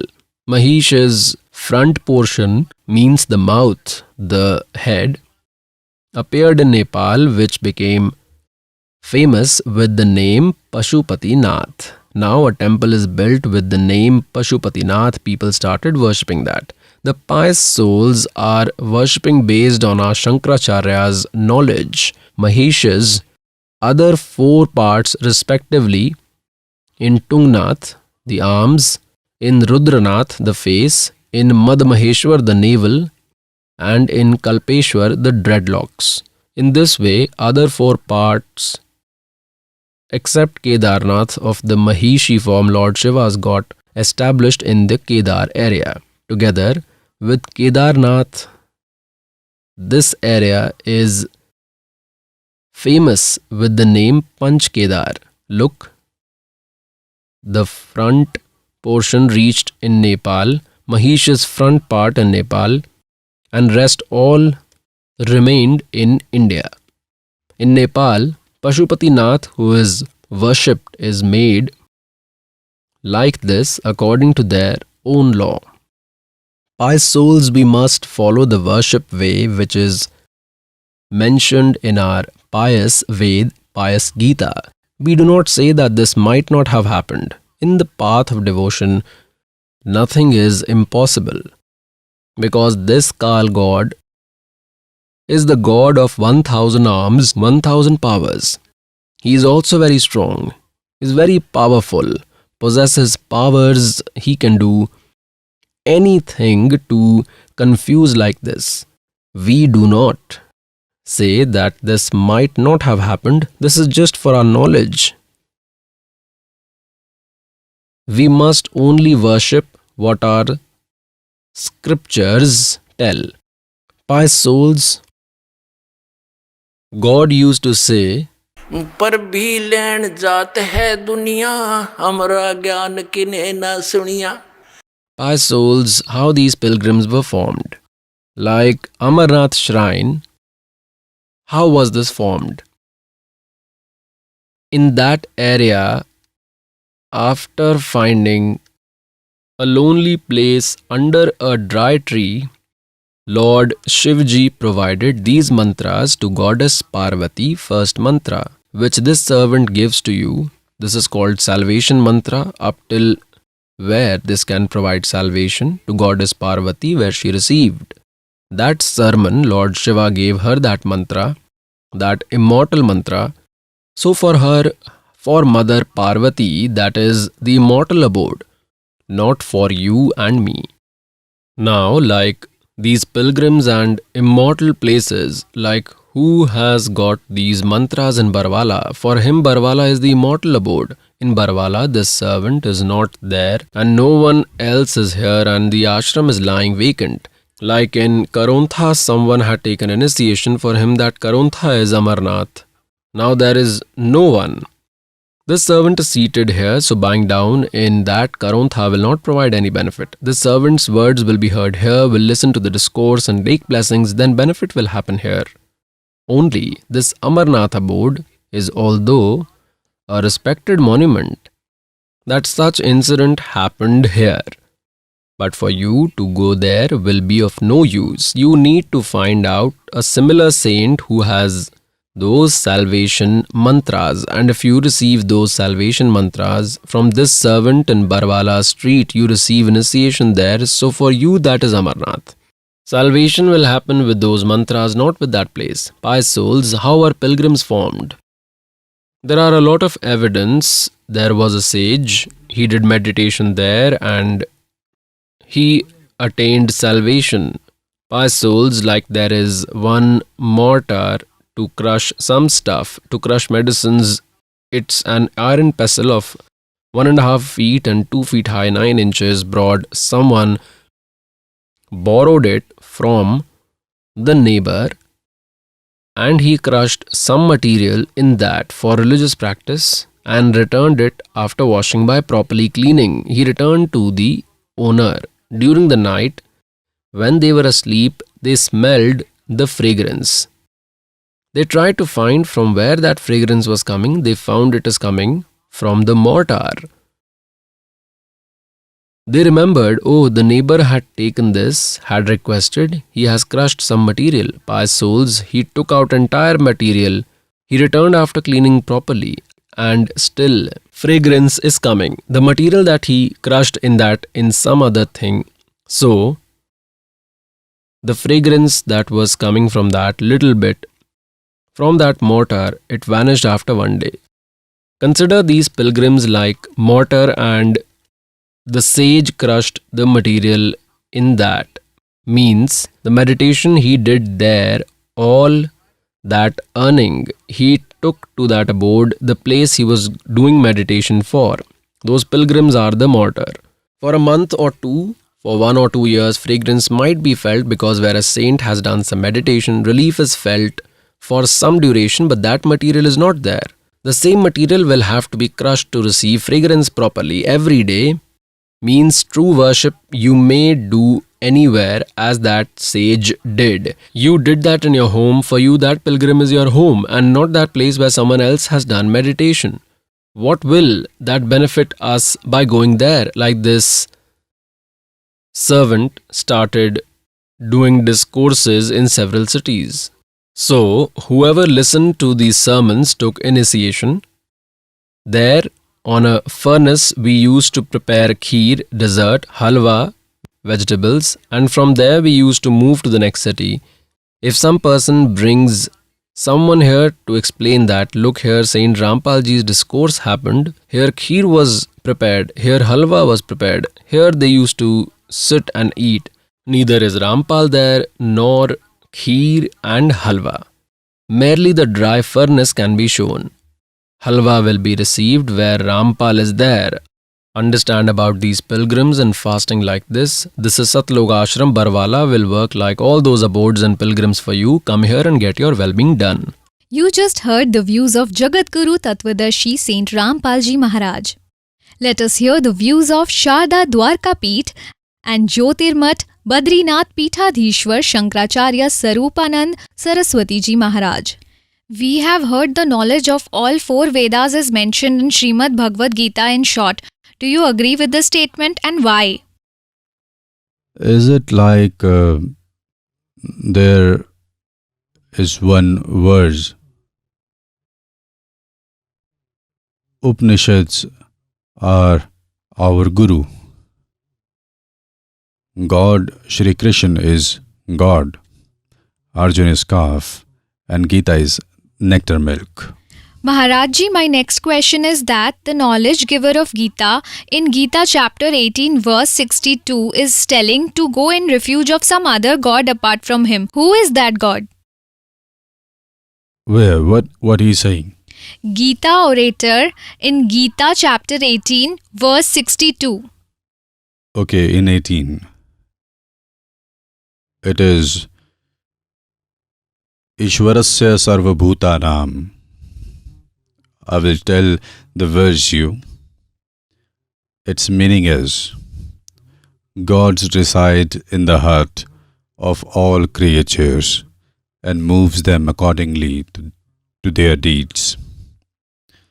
With all emotions, go in the refuge of that God. With the blessings, you will attain eternal peace and immortal abode.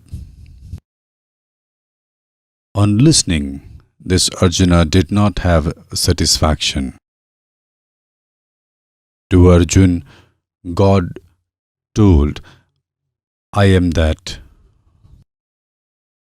Sarvadharman parijatya mamekam sharanam vraj. Srimad Bhagavad Gita chapter 18 verse 66 there is word vraj. Its meaning to go, to depart. But all translators have written the meaning of vraj to come. Please specify this. It is like vraj dhatva, a metal.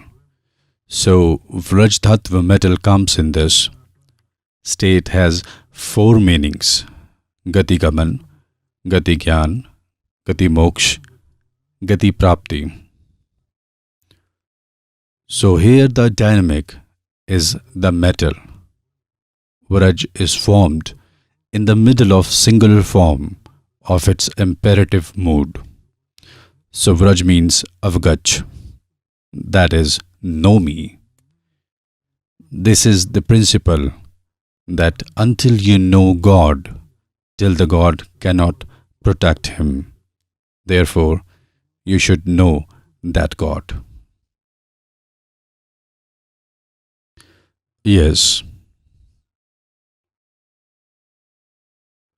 Uttam is which is superior, and Anuttam is one to whom none is superior.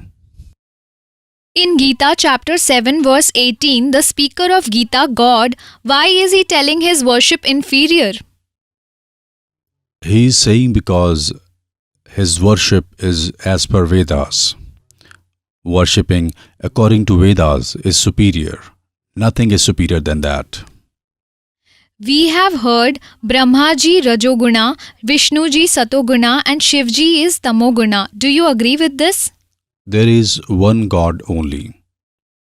According to three virtues, with Rajoguna they become Brahma, with Satoguna they become Vishnu, and to destroy with Tamoguna they become Shiva. You just heard the views of Sharda Dwarka Peeth and Jyotirmat Badrinath Peethadhishwar Shankaracharya Swarupanand Saraswati Ji Maharaj. Now let us know the views of Puri Peethadhishwar Shankaracharya Swami Shri Nishalanand Saraswati Ji Maharaj. We have heard the knowledge of all four Vedas is mentioned in Srimad Bhagavad Gita in short. Do you agree with this statement and why? So, it is written in Mahabharata, Sarvopnishado Gayo Dogda Gopalo Nandana. The summary of Vedas is Upanishad. It is accumulated in that. By brainstorming Upanishads, Srimad Bhagavad Gita is understood. Maharaji, my next question is that the knowledge giver of Gita in Gita chapter 18 verse 62 is telling to go in refuge to some other god apart from him. Who is that god? This is said to take refuge of the omniscient. This is said by God Sri Krishna. Tvamev saranam gaccha svarbhaven bharata. What is its meaning? The omniscient God is the regulator of all, is the inspiration who is seated in mine and your heart. It is written in the Upanishad, on the earth, in water, light, air, sky. He is who regulates, also controls everyone's body, life, senses. God has told to take refuge of that omniscient. Nam ekam sharanam raja. He is the omniscient Parbrahm God. He is the supreme. I, in front of you, am present in the form of Sri Krishna. So, it has not been told to go to someone else. For that omniscient, to Arjun, it is said that take refuge and attain him. In the end, it is said of the omniscient, the ideal form of Sri Krishna, I am in front of you. It is also said, Namekam Sharanam Vraja. With that omniscient, Sri Krishna has established his union. Srimad Bhagavad Gita chapter 18 verse 66, there is a word Vraj. Its meaning is to go, to depart, but all translators have written the meaning of Vraj, to come. Please specify. The question whosoever has framed has told from his point of view that all the translators have interpreted the meaning against the knowledge. It is not like that. The meaning of Vraj also is aware, like the questioner has told.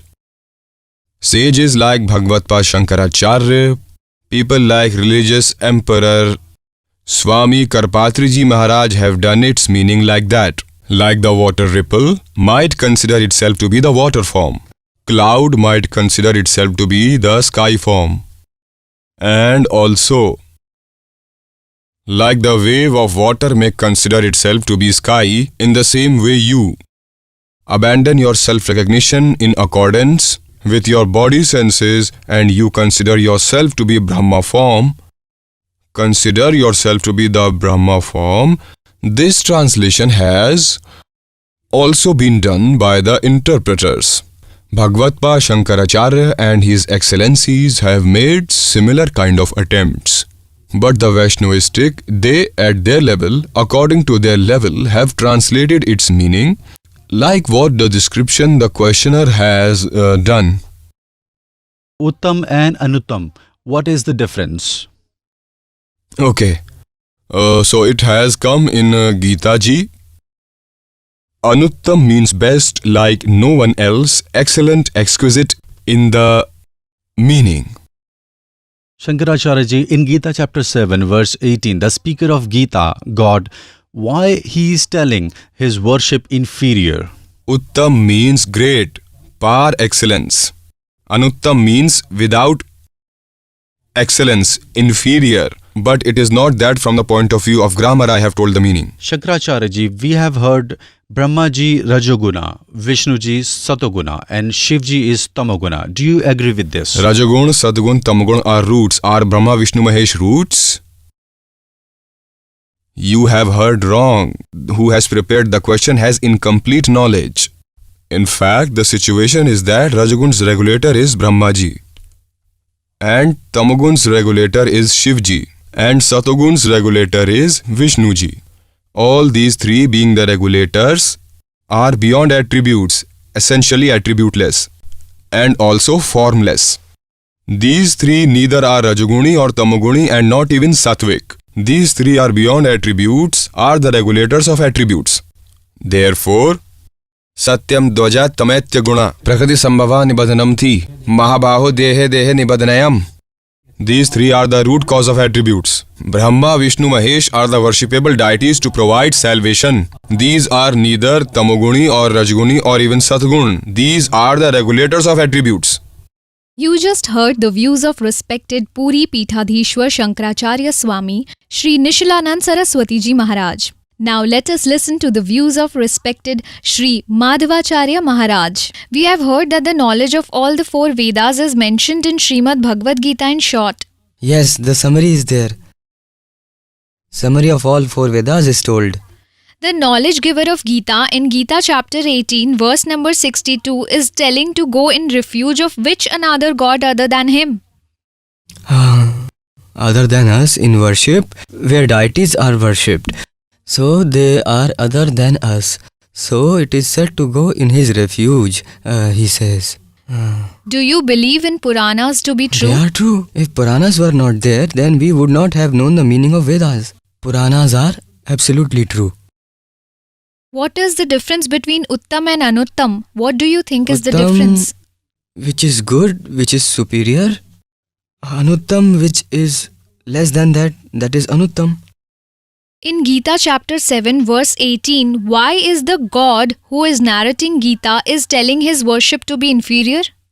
He did not say his true worship to be inferior. The practice is not as inferior. Worship is always superior. We have heard that Brahma ji is Rajoguna, Vishnu ji is Satoguna and Shiv ji is Tamoguna. Do you agree with this? Rajagun, Tamagun, Satgun are three gods. Rajagun does the creation. Yes, Brahma ji. And nourishment is done by Lord Vishnu ji. And destruction is done by Lord Rudra. He is Tamoguni. You just heard the views of respected Shri Madhavacharya Maharaj. Now let us listen to the views of Sringeri Peethadhishwar Shri Bharti Tirth Ji Maharaj. We have heard that the knowledge of all four Vedas is mentioned in Srimad Bhagavad Gita in short. Do you agree with this statement? And Yes, it's okay. Gita Ji is the summary of Upanishads. do you believe Puranas to be true? Yes, Puranas are true. How can we believe Puranas to be untrue? For us, Puranas are true. Uttam and Anuttam, what is the difference? Uttam is excellent. Uttam is always of true character only. He is of true character. Anuttam is the reverse of that, whose character is not good or inferior.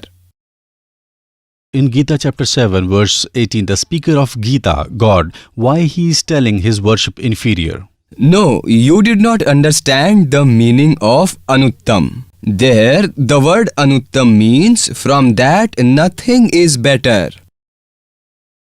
Generally, the meaning of this word means different from the superior. There, the meaning of Anuttam is from which nothing is better. Therefore, the meaning of Anuttam is par excellence. The knowledge giver of Gita in Gita chapter 18 verse 62 is telling to go in refuge of which another god? There is no one apart from God. God said there, it is said that Matas Partaram Nanyas Kimtidas Dhananjaya. There it is said, beyond me is nothing. This is what was said. Therefore, that God is divine. Maharaji, Srimad Bhagavad Gita chapter 18 verse 66, there is a Vraj word. Its meaning is to go, to depart. But all translators have written the meaning of Vraj, to come. Please clarify. Vraj meaning to go, depart is a usual meaning. But few verses of Sanskrit must be interpreted according to that context. Therefore, according to that context, the meaning of Vraj that interpreters have done, that is to come in the refuge, is correct. We have heard Brahmaji is Rajoguna, Vishnuji is Satoguna and Shivji is Tamoguna. Do you agree with this? Yes, that is what is in the scriptures. You just heard the views of pious Hindu religion's respected world-class Shankaracharyas. Now let us listen to the views of Jagadguru Tattvadarshi Saint Rampal Ji Maharaj.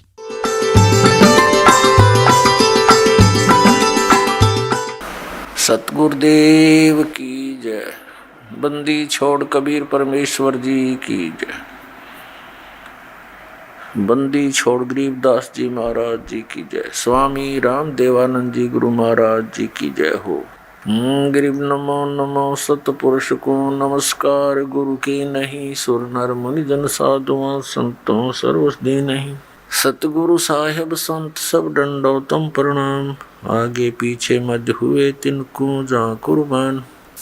Gita Ji chapter 8 verse number 1. Arjun asked that in chapter 7 verse 29 it was told that knowing Tat Brahm and becoming familiar with entire spirituality and all deeds a person makes efforts to get relieved from birth and death. Jara means old age and Maran means death. So in chapter 8 verse 1 it is asked, who is that Tat Brahm? Look at this. This is Srimad Bhagavad Gita, chapter number 7, verse number 29. Here only Sanskrit is there. Further is its explanation. Jara Maran Mokshai. Jara means old age, Maran means death, Moksh means to get salvation. Mam Ashritya Yatanti Ye. Te Brahm Tat Vidhu Krishnam Adhyatam Karam Chakhilam. Its meaning is Mam Ashrita, as I have told you, whoever will be dependent on this knowledge, searches true enlightened saint, they only make efforts to get rid of illness of old age and death for salvation. Yatanti, they know Tat Brahm, they know the entire spiritual knowledge and are familiar with all deeds. Those who only make efforts to get rid of old age and death, they are familiar with that Tat Brahm, entire spiritual knowledge, and from all deeds. Look, chapter 7 verse 29 we are reading Gita Ji. Who remains dependent on me means who is in my refuge. Jara means old age, Maran means death. They make efforts to get rid of these, attain that God and complete spirituality. See this, Tat Brahm. They know that God, entire spirituality and all the deeds. Chapter 8 begins here.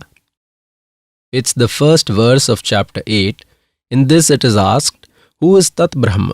Regarding the Tat Brahm it is said, Tat Brahm, that Brahm, which knows the entire spirituality and all deeds. Here they have asked in chapter 8, first verse, Kim Tat Brahm? Kim Adhyatam? Kim Karam Purushottam? Kim Atibhut cha Kim Proktam? Adidevam Kim Uchyate. Its answer is in chapter 8, third verse. Who is that God? This question is asked by Arjun. Its answer is given in chapter 8, verse 3. This is chapter 8, verse 3. That is Paramakshar Brahm. In verse 3, this is answered by souls. Now we come to Gita Ji, chapter number 15, verse number 16 and 17. With this, the entire concept that this slave wanted to clear will be clear. Look at this. Chapter 15, Gita chapter number 15. And here, this is verse 16. In this, two gods are told. Dvavim, Dvau Imau Purshau. Two Purush, two gods, two masters. One is Kshar and one is Akshar. Call him Kshar Purush, or we call these Purush as Kshar Purush and Akshar Purush. Here we will see their translation in this world. Mortal and immortal are two types of Purush, means gods. Purush means master, God they are called. And all creatures' body is immortal and the souls is said to be immortal. Its meaning is that one Kshar Purush is this Brahm, Akshar Purush is this Parabrahm. This Kshar Purush Brahm is the owner of 21 universes and Akshar Purush of 700 quadrillion universes. Both these and all creatures under them are all mortals, but the soul of all does not die. That subject is different. Now, this is made clear that both are mortal, Kshar Purush as well as Akshar Purush, no matter if Akshar means immortal. but he has a defined long life, due to which he is called Akshar Purush, but in reality he is not immortal. Its concept is made clear in chapter 15 verse 17 that Uttam Purush tu anna Paramatma yati udharte. Look, chapter 15, we have read now 16th, now we will read 17th. Uttam Purusha tva anna Paramatma iti udharte. Ye lok trayam avishya vibharti avishwara. Superior God means supreme God is someone else apart from these two. Two gods are told in 16th and he is another.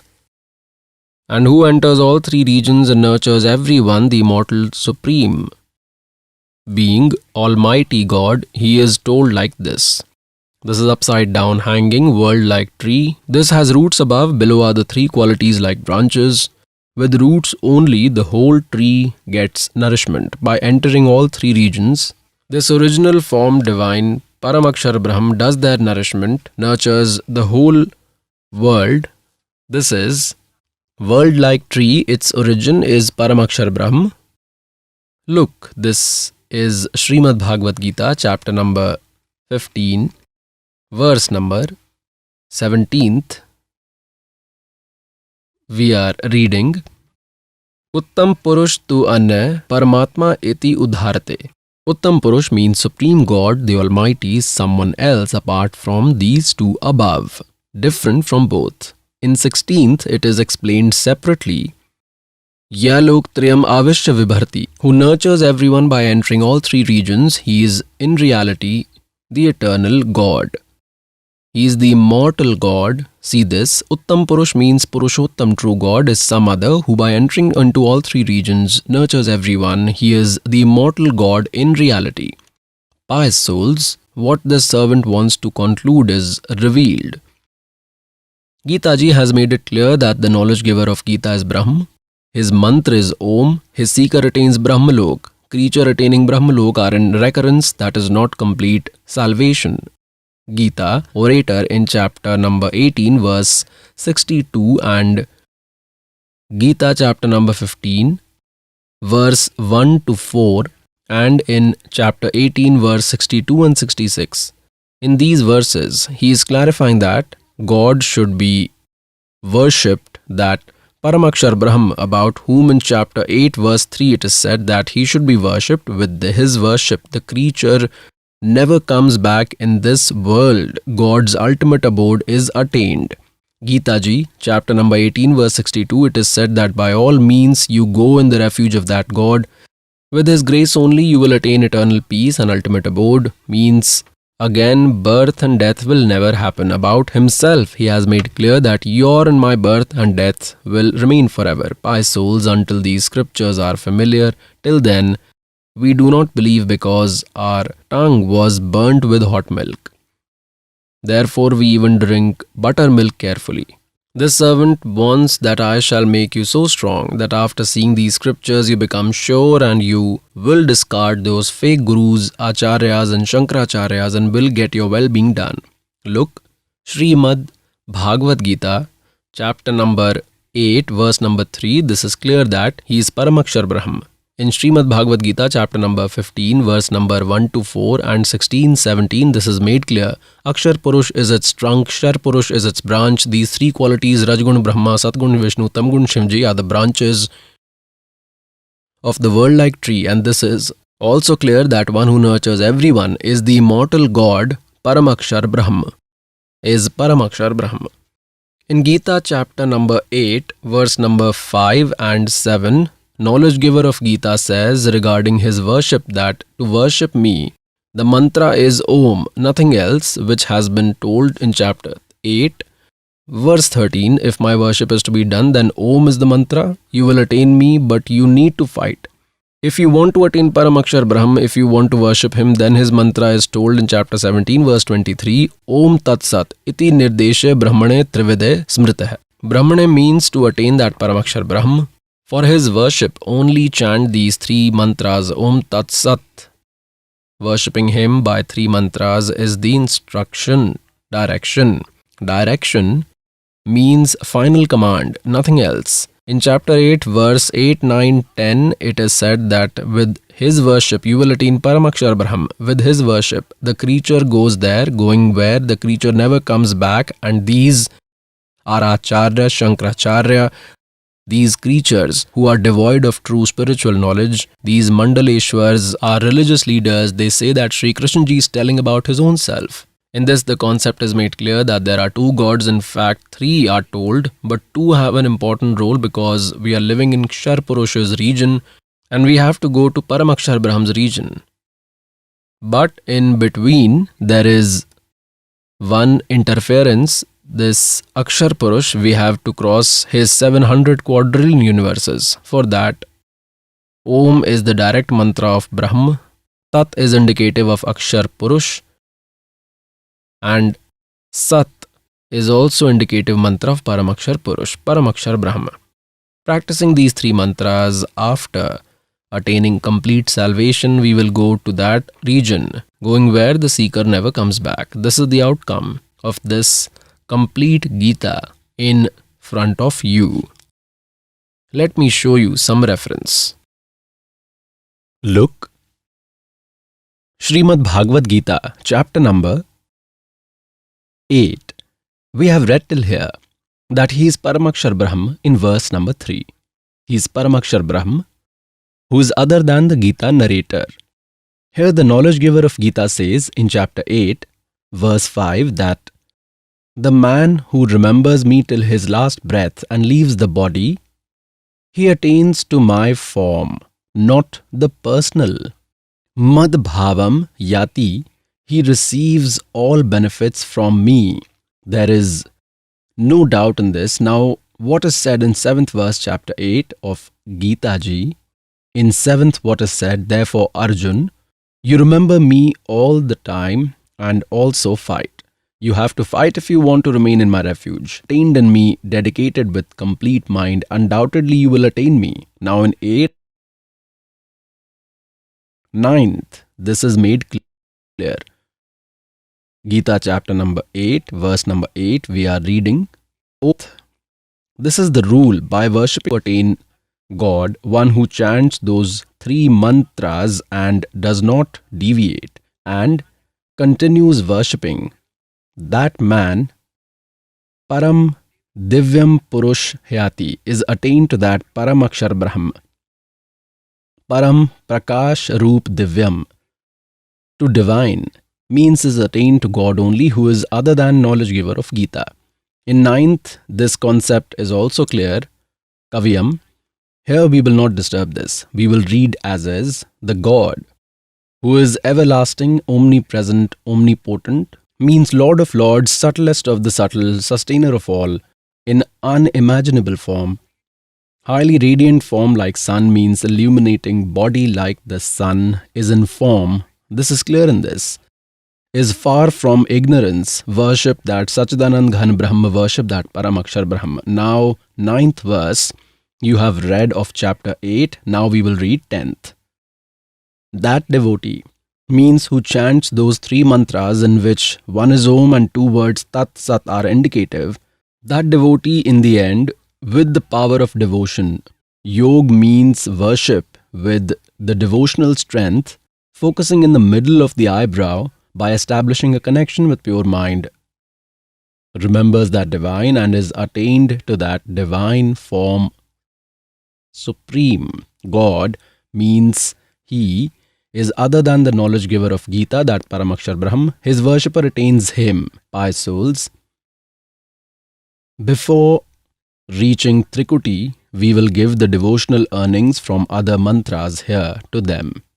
Further, when we will reach to Trikuti, with us this two-word mantra we have, that is Satnam. In this one is Om mantra, this devotional earning of Om mantra is of Brahma. And this earning we will give to this Kal, to Brahma. Srimad Bhagavad Gita, chapter number 18, verse number 62. The knowledge giver of Gita says, Arjun, by all means you go in the refuge of that God. With His grace only you will attain eternal peace and ultimate abode. For that He has left an option and told that I do not know Him. Search for an enlightened saint. In chapter 18 verse 63 it is said that I have given the most confidential knowledge to you. I have told you the most confidential knowledge, that if you are to remain in my refuge, then you have to fight. In chapter 8 verse 5 and 7, if you will remember me, you will be received by me. In Gita Ji chapter 8 verse 8, 9, 10, if you will worship that Paramakshar Brahm, then you will. In Gita Ji chapter number 17 verse 23, the mantras to worship that Paramakshar Brahm is told. His mantra is Om Tat Sat Iti Nirdeshah Brahmanah Trividhah Smritah. You can worship him by chanting 3 mantras, which an enlightened saint will tell, I do not know. Knowledge giver of Gita told his own mantra, chapter 8 verse 13. Om iti ekaksharam Brahma vyaharan mam anusamran ye prayati tajan deham sayati parmam gatim. Om is my Brahma mantra. One who chants till his last breath and leaves the body obtains benefits of Om level. What is of Om level? Brahmalok. Souls attaining Brahmalok are in recurrence. They have birth and death. So here chanting Om independently has another benefit. If this is chanted adding both, it has another benefit. If verbally this will be chanted, it will have other benefit. Through breath, if that is chanted, it has other benefit. So when we will reach to Trikuti, we will give the devotional earnings of Om mantra to him. Earlier what we continue doing by chanting Om mantra, we used to go to Brahmalok and lived there for 1,000 eras, used to waste our devotional earnings and then became a donkey and wandered here. Because of those sins, we remained suffering. In Srimad Bhagavad Gita, chapter number 18, verse number 62 to 66, a decisive knowledge has emerged. It is complete summary of pious Srimad Bhagavad Gita.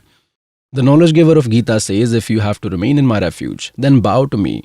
In chapter 18, verse 65, keep your mind in me and worship me. You will attain me.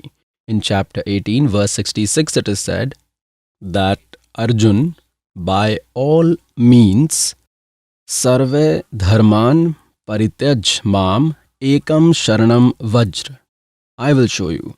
Pious souls, here what this servant is trying to clear is how salvation will be attained. This is compulsory. How will we be liberated, and which all great souls chanted this mantra. To respected Dharamdas Ji, God himself gave this mantra of 2 words and kept the final mantra secret.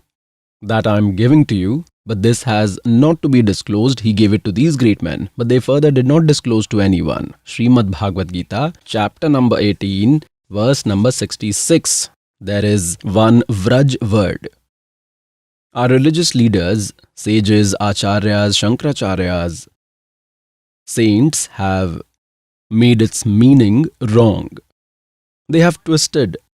Vraj means go. Go means to depart. This is English word. If its meaning is done as come, then is it sensible? Use whatever grammar to justify that. They did not understand the sentence. Look what is the meaning of that. Srimad Bhagavad Gita, published from Gita Press, Gorakhpur, Jayadayal Goenka is its translator. I will show you chapter 18, verse 66. This is Srimad Bhagavad Gita, chapter number 18, verse number 66.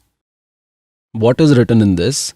Sarve dharman parityajamam ekam saranam vajra. Ahem tva sarve pape bhyamokshami ma shuch. What have they translated? Of the complete philosophy, that is complete obligation, sacrifice all deeds to me, abandon philosophy to me, you only in me, ma meaning what have they written? In me, all powerful, omnipotent, divine's refuge. Sharanam means in refuge, vrij means come. Whereas vrij means go. I will receive you of all sins, do not get upset. Pious souls, first vraj meaning is to come or to go. This concept needs to be clear. First, let us complete the context that this Om mantra earning we will give to Kal. At Trikuti there, you will have your account. God Kabir Ji will be available there in the servant's form. You will go running towards your Guruji. God will take you to Dharamraj's court to clear your account. This Om mantra will be given, rest will be left. So the second mantra, which is part of Satnam along with Om, is mantra of Parabrahma of Akshar Purush. After Kal's 21 universes, we have to cross 700 quadrillion universes. Look, this is the picture of one universe. This is a miniature picture of one universe. This is an elliptical shape. This is the picture of one universe. What is there inside this? These below 7, these Atal, Vital, etc. Here, this is the earth. This is the region of Shiva, this is the region of Brahmaji, this is the region of Vishnuji. And after this, it is the region of Dharmaraj. This is common heaven, which is called Indralok. And this is that Brahmalok. This is that Brahmalok. Here, this Kal resides secretly. He has made 3 regions separately, secretly. Here he keeps his wife Durga in 3 places separately and has 3 sons.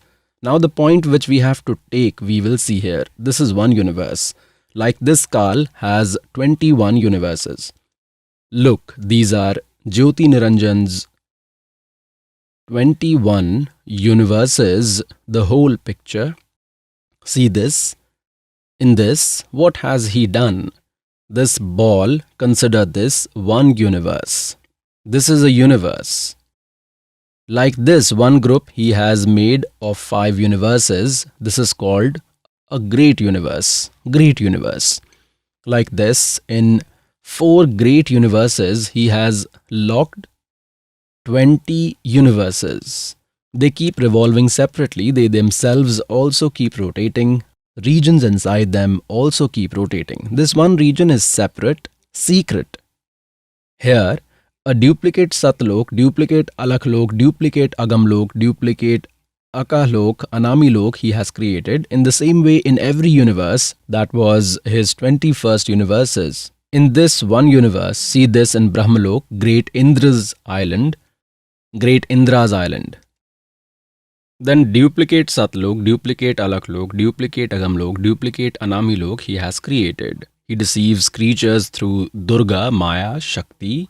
Now, these are 21 universes of Kal, and this is the way, the path to exit. Look, this is one universe. Till now, 10 doors were told. That 10th door, this is the 10th door of one universe. Now from here, when the soul will exit, then think that it crossed the 10th door out from this. After that, he will come here. The 10th door exit will be here. This is a vacuum place. After crossing from 10th door, he keeps wasting his time here. In this hollow area, these all around, it's vacuum here. Now we will attain salvation after crossing 12th door, like this. This is one complete picture of infinite universe. Look, think these 21 universes are of Kal. These are 21 universes of Kal, alright. These ball-like, and these are 700 quadrillion universes of Parabrahm, means of Akshar Purush, all these. These are 700 quadrillion universes. And this overall controller of infinite universes is Kabir God. These are infinite universe, and along with this, these 21 universes are of him, above which are 700 quadrillion universe. Lord of the lineage is this Kabir Sahib. This supreme God is seated on top in the 3rd ultimate abode. Look here, like in one universe, see this is the picture of 21 universes here. Now the 10th door remains in one universe itself. Soul does not go out from this. It remains in one universe only. With God's mantra, we will come out. These are 21 universes. From here, this is the 11th door. 10th is within one universe. Leaving from here, this creature, this is the 11th door. We will see this. Come here. And exiting from the 11th door, we will enter here into 700 quadrillion universes which are of Parabrahm. This is the 12th door that will open into Satlok, means after crossing Parabrahm's 700 quadrillion universes, then crossing the 12th door, we will reach Satlok. Till now, they were talking about 10th door only. There is one Kabir Panthi in Jammu. His acting is amazing. He says the 11th window is found. 11th window. Till date, no one has told about 11th door. I have found the 11th door. Well, if you have found 11th door, then you found it from Kabir Sagar. You did not create this knowledge, and 12th door is written by Kabir God that Dwadash Dar Base Murabalam Tahawa Dhyan Lagave. Respected Garib Das Sahib Ji has said, Asankhya Janam Tane Marte Hoge Jeevit Kyun Na Marare Aur Dwadash Madh Mahal Mat Bore Bahor Na Dih Dhareri. God, after crossing the 12th door, going where body is not formed again, birth and death do not happen again, we will go there from Satnam. With this true name, by chanting 2-word mantra, again we come to the same topic. Om name earnings we will give to this Kal. He has said, Sarve Dharman Paritajamam. Meaning of Gita chapter 18 verse 66 is that Om is mantra of my level. And these sacrifices which you do, fire sacrifices, etc., earnings of all these religious rituals, give it to me. Then you go in refuge of that omnipotent, the one, the incomparable, and they say, come in my refuge. In chapter 2, verse 7, Arjun says, I am in your refuge. In his refuge, he was already there. And my mind now no longer works. Tell me all that which is in my interest. I am in your refuge. And then they say, come in my refuge. Vraj means go. I will show you. In a dictionary, see this. I will show you the dictionary. This is the Sanskrit Hindi dictionary. Vaman Shivram Apte is its compiler. This is Motilal Banarsi Das Publishers Private Limited. This has been published from Delhi. I will take you on 993 page. Here what is written? Vraj. Word. Vraj means go, walk, leave, to depart, go, walk. It is clear. Vraj means go. This cannot be come. Now in Gita Press Gorakhpur you have seen Vraj means come. Come in my refuge. I will show you Srimad Bhagavad Gita, published by Asha Ramji Maharaj, Saint Shri Asaram Ashram, Ahmedabad. Look at this. Saint Shri Asaramji Ashram. They have no knowledge beyond Om. Shri Yog Vedant Service Committee, Saint Shri Asaramji Ashram, Saint Shri Asaramji Bapu Ashram Marg, Ahmedabad. Ashram Road, Jahangirpur. These are their fax number. Look here. This is chapter 18, verse 66. Sarvadharman Paritajyaman Ekam Saranam Vajra. Entire religious practices, meaning all obligations, deeds, you abandon to me, you come in refuge to me, the omnipotent God. Alright. Now number 2. I will show you the translation by Satpal Hansadesh. From where has this been published? Srimad Bhagavad Gita. Jai Gurudev. Jai Gurudev. Bande Vishnu Shri Krishna Bande Jagat Guru. Srimad Bhagavad Gita. Translation is Brahmaleen Mahatma Satyanand, Mahatma Sarvagyanand, etc. Publisher Hansadesh. Publisher is Manav Uthan Seva Samiti, 2/11, Punjabi Bagh, New Delhi, and the printer is Rajeshwari Photo Setters Private Limited, New Delhi. See this?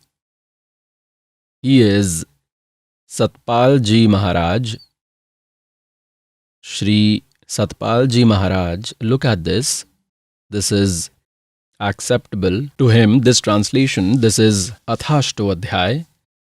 Here they have done 61, 62, 63 here, from 64 till 66. Sarvadharman Paritajya Mam Ekam Saranam Vajra.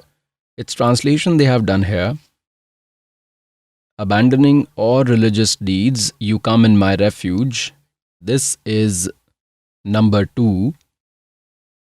Now I will show you third. Sudhanshu Ji Maharaj. He is Sudhanshu Ji Maharaj. From where has this been published? Publisher is Vishwa Jagrati Publisher, Omkareshwar Mahadev Temple, G Block, Mansarovar Garden, New Delhi.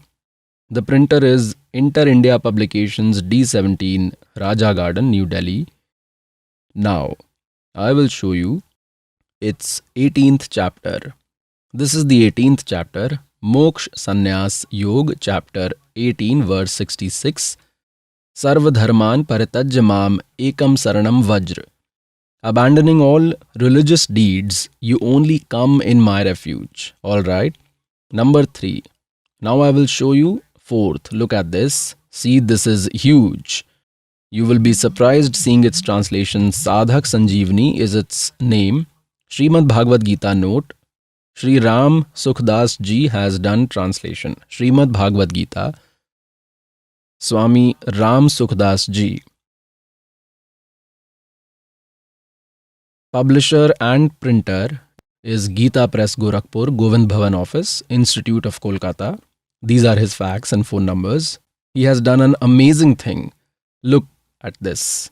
Chapter 18, verse 66. This is the 66th verse. Sarva dharman paritajya mam ekam saranam vajra aham tva sarva papebhyam mamukshami masuch. What translation have they done? See, abandoning all religious deeds, you only come in my refuge. Alright? To make this ignorance even more wrong, how many pages has he wasted? See now, this chapter 18, verse 66 starts from page 1200. Come, let me show you from 1200 till 1217 page. And this is very small size printing of chapter 18, verse 66. They have filled 17 pages by writing nuisance, and even ABC is not there in this, and so small is the writing like it is of newspaper, and they have made 17 pages of it. It was just a matter of 2 words that Vraj means go. These ignorance, they had no knowledge and spoke all nuisance in this and made this wrong. Look now, I will show you. Sarvapalli Dr. Radhakrishnan. About him it is told that there is no great man like him. Bhagavad Gita's explanation and simple meaning of every verse, a great thinker and modern India's best philosopher Dr. Radhakrishnan has presented in such a way.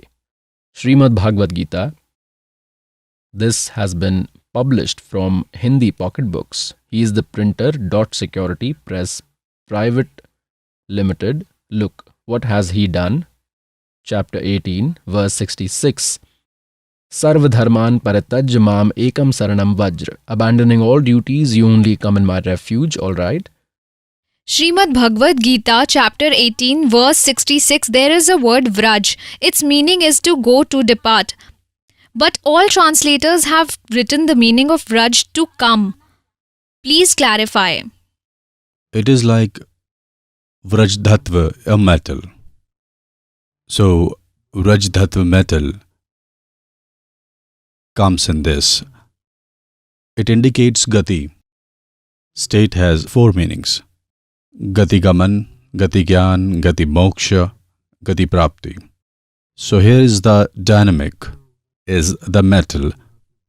Vraj is formed in the middle, in singular form of its imperative mood. So Vraj means Avgaj. That is, know me. This is the principle that until you know God, till then God cannot protect him. Therefore, you should know that God. Srimad Bhagavad Gita, chapter 18, verse 66, there is a Vraj word. Its meaning is to go, to depart, but all translators have written the meaning of Vraj, to come. Please clarify. The question whosoever has framed has told from his point of view that all the translators have interpreted the meaning against the knowledge. It is not like that. The meaning of Vraj also is aware Like the questioner has told. Sages like Bhagavad Shankaracharya, people like religious emperor Swami Karpatriji Maharaj have done its meaning like that. Like the water ripple might consider itself to be the water form. Cloud might consider itself to be the sky form. And also, like the wave of water may consider itself to be sky, in the same way you abandon your self-recognition in accordance with your body senses and you consider yourself to be Brahma form. Consider yourself to be the Brahma form. This translation has also been done by the interpreters. Bhagavad Shankaracharya and his excellencies have made similar kind of attempts. But the Vaishnavistic, they at their level, according to their level, have translated its meaning like what the description the questioner has done. The knowledge giver of Gita in Gita chapter 18 verse number 62 is telling to go in refuge of which another god rather than him? Other than us in worship, where deities are worshipped. So they are other than us. So it is said to go in his refuge, he says.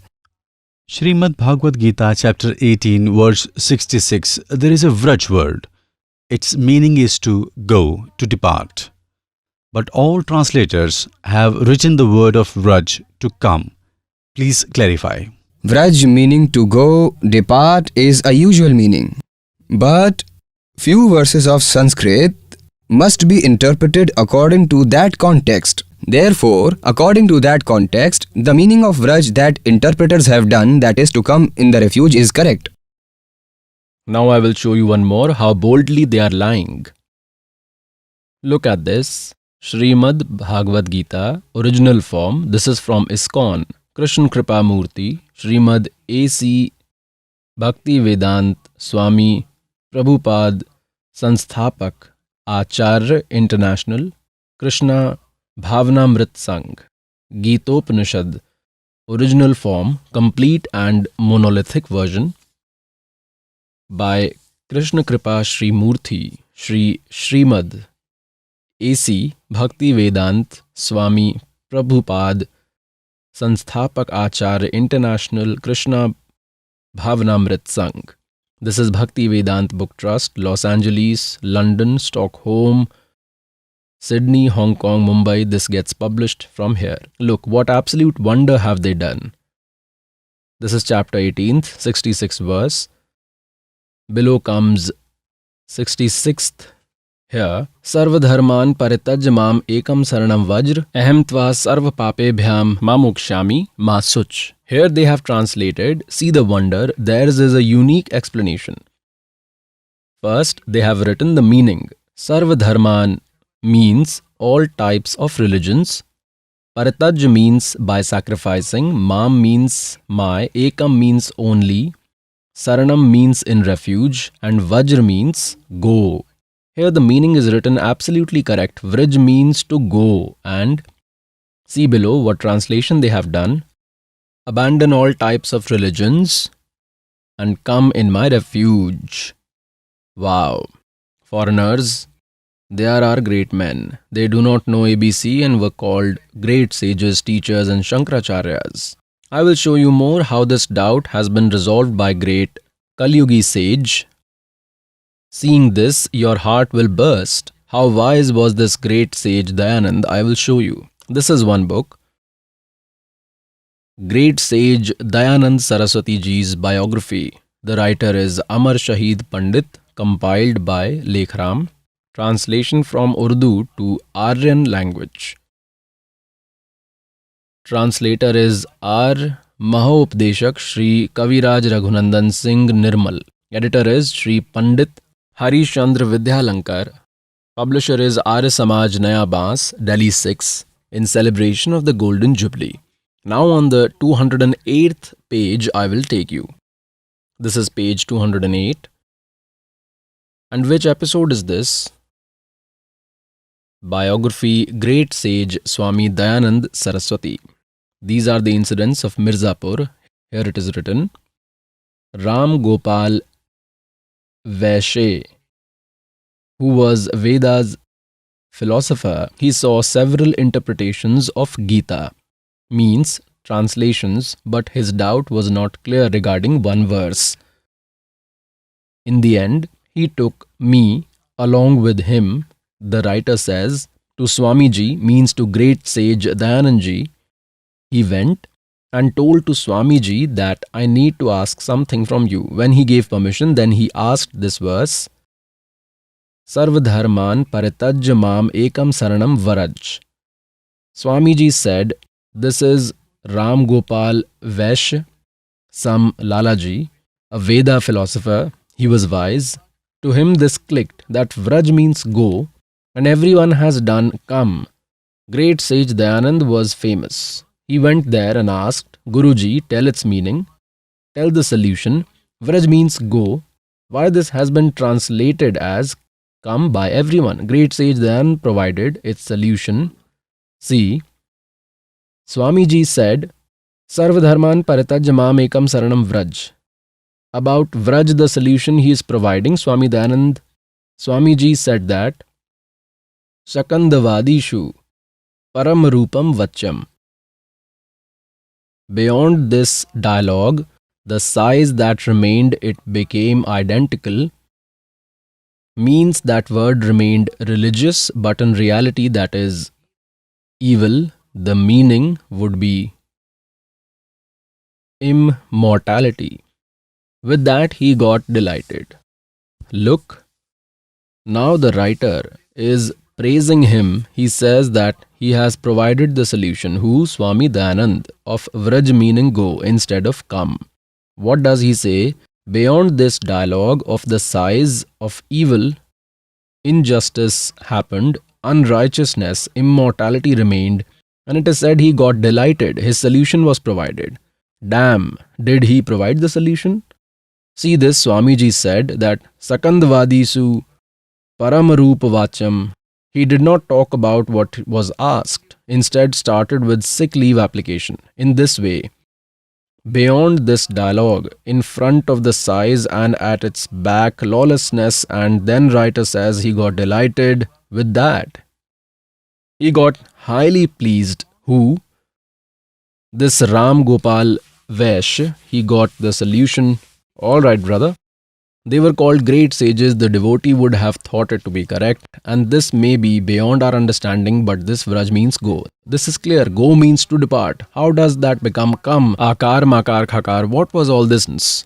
This was the solution of the great sage. Niranjan dhan ter बार निरंजन धन तेरा दरबार जहाँ पर तनिक ना न्याय विचार पाखंडी की पूजा जग में संत को कहें लबार पाखंडी की पूजा जग में संत को कहें लबार अज्ञानी को परम विवेकी ज्ञानी को मूढ़ गंवार निरंजन धन तेरा दरबार निरंजन धन तेरा दरबार जहाँ पर तनिक न न्याय विचार कह कबीर सुनो भाई साधो या सब उल्टा व्यवहार कह कबीर सुनो भाई साधो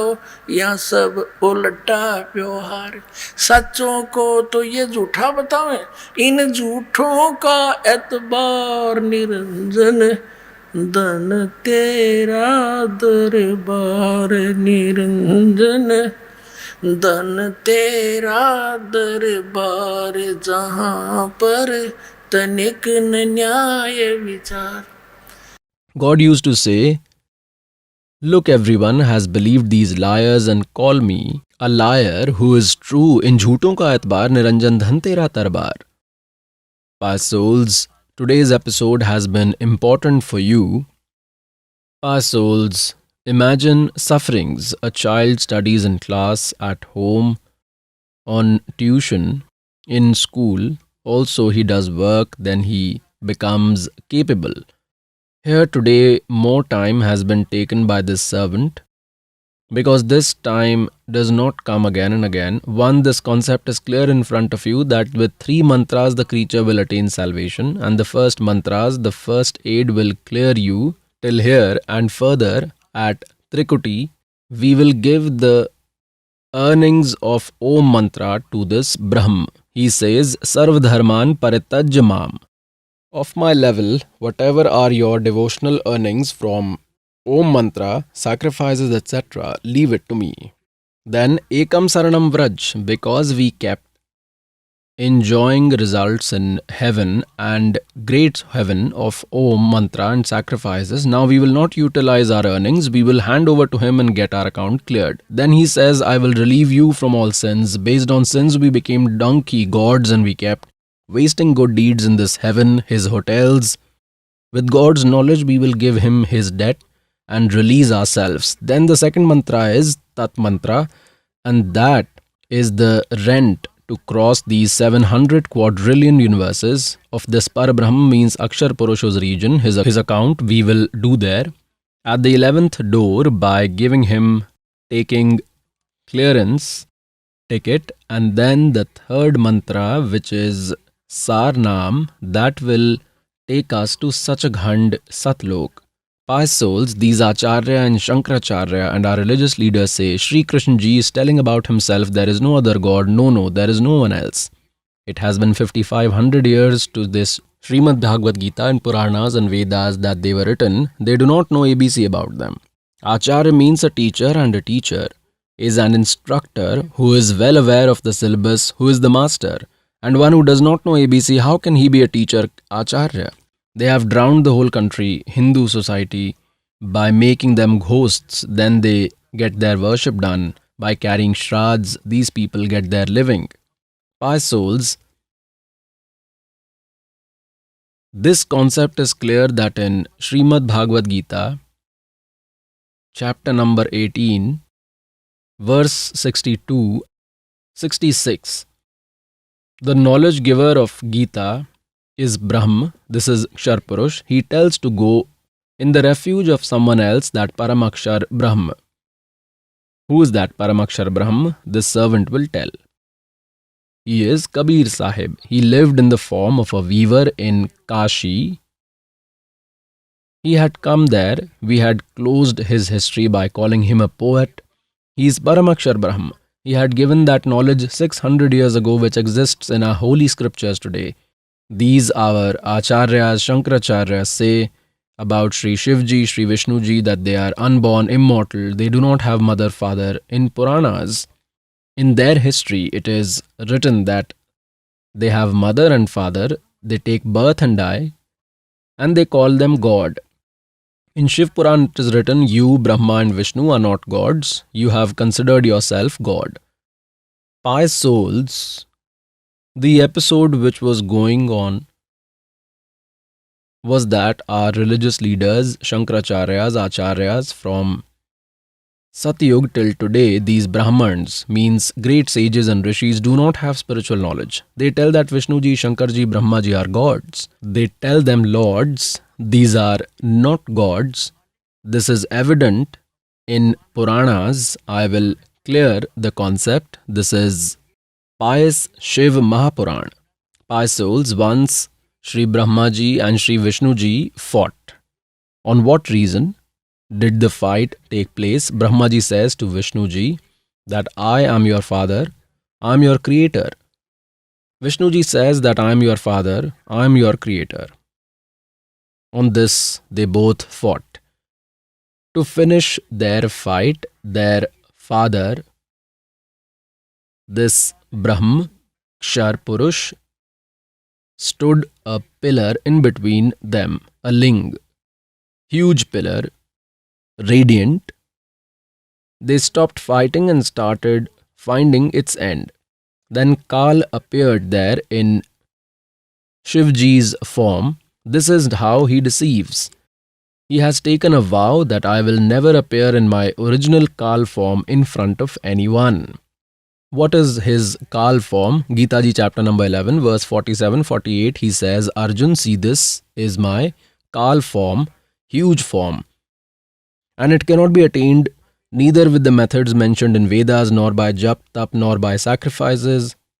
By no means. It can be attained. I have done this favor on you. No one has seen this before you, and further no one will be able to see this. In Gita Ji chapter 7 verse 24-25, he says that these foolish people avyaktam vyaktim apanam manyante. To me, the unmanifested, I remain hidden with my yoga powers. Having incarnated in human form, these foolish people might be considering me Krishna. I am not Krishna. He remains hidden like this. How does he deceive? By sometimes acquiring Vishnu form, he appears to someone, to the sage or the seeker.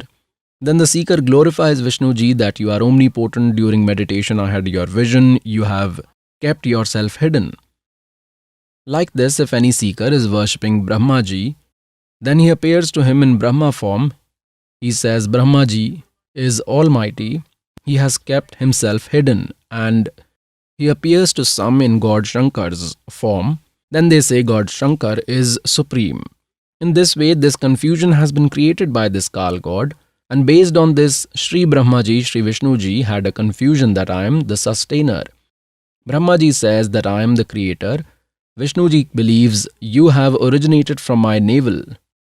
Brahmaji says that I am the creator of the entire universe. I am father of all. When both of them fought, then he came and stood near them. And what does he say to them? You have considered yourself Ish, God, out of ignorance. You are not God. I will show you. Look, Shri Shiv Mahapuran with Hindi translation, part 1. This is Shiv Mahapuran. Who is the writer? Vidya Vridhi Pandit Jwala Prasad Ji Mishra with Hindi translation. Khemraj Sri Krishnadas Prakashan, Mumbai. This is Shiv Mahapuran. We will go to Vidveshwar Samhita. This is Vidveshwar Samhita, page number 11. First, we will come to 11th page. Look at this. This is the 11th page. Vidveshwar Samhita, Shiv Puran, chapter 6. Here, Nandi Keshwar said means that Nandi, ox of Lord Shiva, is telling. Nandi Keshwar said, O Yogendra, once Lord Vishnu was sleeping on his snake bed, was joined by Garud and other counselors along with Lakshmi at that time.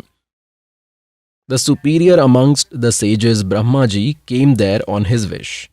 He asked lotus-eyed Vishnuji, who was sleeping on the beautiful bed, Who are you? Like an arrogant person, you are sleeping, seeing me. Son, get up, see, I, your Lord, has come. Seeing Lord Guru's arrival, those who are in pride, atonement is appropriate of that foolish. Hearing this, Vishnuji became angry from inside but did not reveal, but remained quiet from outside and said, O son Brahma. Vishnuji said to Brahmaji, O Vats, may you be blessed. Sit on this seat. Why are your eyes crooked and face curved at this time? Brahmaji said, O son Vishnu, due to the effect of the time you have pride, O son, I am your savior and father of the entire universe. Vishnuji said, the entire universe resides in me. Like a thief, why do you say that to be yours? You are born from my navel, therefore you are my son. Both fought. We will not read much. We come further. They started fighting with each other. The deities started showering the flowers. Wow. You chop and die. These are the qualities of our deities. Look, we are reading on page 11 only. You have come below, see here. Vidveshwar Samhita, I am superior, I am the Lord. Saying this and with the intention to kill, they started fighting. All the deities came in aircrafts to witness that great battle and started showering flowers on them from the sky. Wow, deities. These are our deities. If two brothers get into a fight, then a gentleman intervenes and separates both so that they may not die fighting. And these deities are showering flowers that you die fighting. Be finished. These histories we used to read. Now this Kal, their father arrived in between both of them and he stood a pillar, a highly radiant pillar. They started finding its end. They did not find anything. Then Brahmaji lied. This story you had been listening to. Now he appeared in between them. What advice does he give to them? That you are not God. You have considered yourself to be God. Look at this. We have come on the 17th page of Shiv Puran with Veshwar Samhita, part 1, chapter 9. Here, Nandikeshwar again said, in this way, when both of them relaxed, then God to those Brahma and Vishnu, what did he say by doing a favor? To remove their ignorance and enmity, he told to both of them that I have distinct two forms, but there is no other God, therefore, he cannot have two forms, first the pillar form and later the embodiment form he has acquired. The Brahma form is unproductive and divine form has qualities. Both these forms of mine are proven and of no one else. What did he say to them? Due to this reason, God cannot be attained to both of you and to others. You Brahma and Vishnu, out of ignorance, you have considered yourself God, believed you are God. This is quite amazing. This is wrong that happened. To remove that, I have come in the battlefield. Now you repel your arrogance and concentrate on me who is God. With my grace, all regions illuminate. He says that being the enhancer of the world, I am Brahm. Further, I will show you. On page number 18, look first. We will see this in chapter number 10. And here we will come, O sons, to Brahma and Vishnu. He is saying their father, this Brahma, this Kal form Brahma Kshar Purush. O sons, this post you have obtained out of worship, which is called creation of universe and preservation. To Vishnu and Brahma ji, their father, this Kal is saying that this power that you have obtained from worship, penance, which is called creation and preservation of universe, which I have provided to you after I was pleased. In the same way, I have provided two other powers to Rudra and Mahesh, but none is capable to achieve the superior power. Here the servant wants to explain that two are these Brahma and Vishnu, and Rudra and Shiv, these two are separate. These are four and fifth is speaking. The fifth one who is speaking is their father. This is Kshar Purush, and there he stood in Shiv form near them. He works like this, by deceiving. He does not make anyone familiar with his original form. Brahma and Vishnu considered him Lord Shiva. See further, what does he say? This Kal, who is addressing all four of them, he says that Omkar is my mantra. Look at this. We have come to the 19th page. We have read 18th, which Veshwar Samhita, chapter 10 is going on. See here. With this reason, based on the accomplishments of that knowledge, chant Omkar mantra. This removes arrogance. Therefore, this original mantra is preached. This Omkar being produced from my mouth is my symptomatic form itself. This provides great benefits. He is the announcer, I am the voice. This mantra is my soul. With its chant, I am remembered. From the north mouth, Akar. From the west mouth, Ukar. From south mouth, Makar. From east mouth, Dot. From middle mouth, Nad is created. In this way, this is produced in 5 forms. All these become one word, Om, after joined. The point is that this Om, one word mantra of Brahma, Vishnu, Mahesh's father, this is clear. Now we again come to Devi Puran. With this, what is proved? Brahma, Vishnu, Rudra and this Mahesh are not God. Their father himself is saying that you are not God. Our Acharya, Shankaracharya and these Hindu religious leaders are fooling us till today by telling them as gods. They do not know ABC of Vedas and Gita and Puranas. Pious souls, these fake leaders took unlawful advantage of our innocence. They have ruined us. The entire human community made us ghosts and then they get worshipped. Carry out Shraddh, offer Pind, the worship that this servant will tell with this, no one will become ghost. then no activity would be required for them. Topic was that since Satyug era till today, these Brahmans means these great sages and saints had no knowledge. They tell them God to Vishnu and Shankarji and Brahmaji, and they are not God. This is proved that they are not God. They kept telling them as God, as Ish. The Brahmans of Satyug do not have any knowledge. Since Satyug till today, Brahmans do not have knowledge of Vedas. Look, this is Srimad Devi Bhagvat, is published from Gita Press Gorakhpur. Editor is Hanuman Prasad Poddar, Chimanlal Goswami. This has been published by Gita Press Gorakhpur. We come to its 414th page. This is 414th page of concise Devi Bhagvat, 6th part. We will read from here. Janmejay asked Mahabhag, what has been the nature of religion in each era? Kindly tell this entire subject in detail. Vyasji replied, King, in Satyug, Brahmins had complete knowledge of the Vedas. They used to worship Bhagavati Jagdambika continuously. They always used to long for the sight of Bhagavati. Every village should establish a temple of Shakti, means there should be a temple of Durga. They had this eagerness. Tell, these Brahmins of Satyug, were they scholars? Look at Vyasji's knowledge that the Brahmins of Satyug were great scholars of Vedas and used to worship Durga. It's our misfortune that we had such acharyas. Durga says, worship that Brahm, Om is his mantra, nothing else, and abandon everything else. So since Satyug till today, these Brahmins, were they familiar with Vedas and Gita and Purans? They destroyed their own worship, their own life. Together with that, they have ruined the life of their followers. Now, this was regarding the Brahmanas of Satyug. Now the information regarding Brahmins of Kali Yuga who are present Shankaracharya and Acharyas. These are Brahmins in Brahman clan. Look, the same 6th chapter is going on.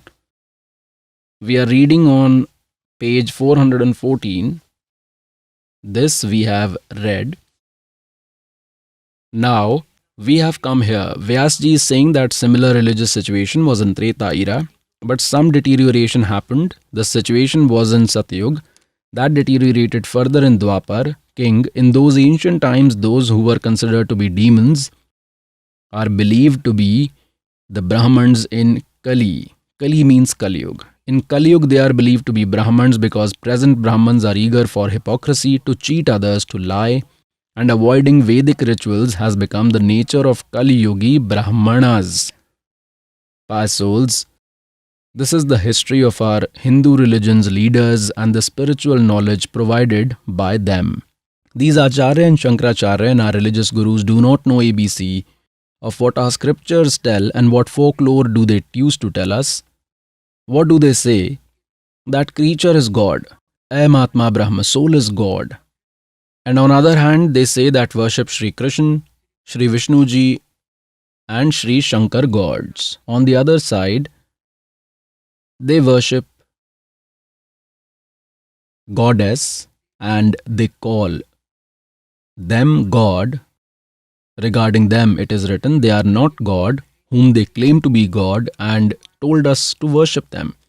Pious souls, this is your fortune that God made you literate. God made this slave perfect in the spiritual knowledge. Now see, this knowledge will reach the whole world and all humans will have welfare. Hail Satguru Dev.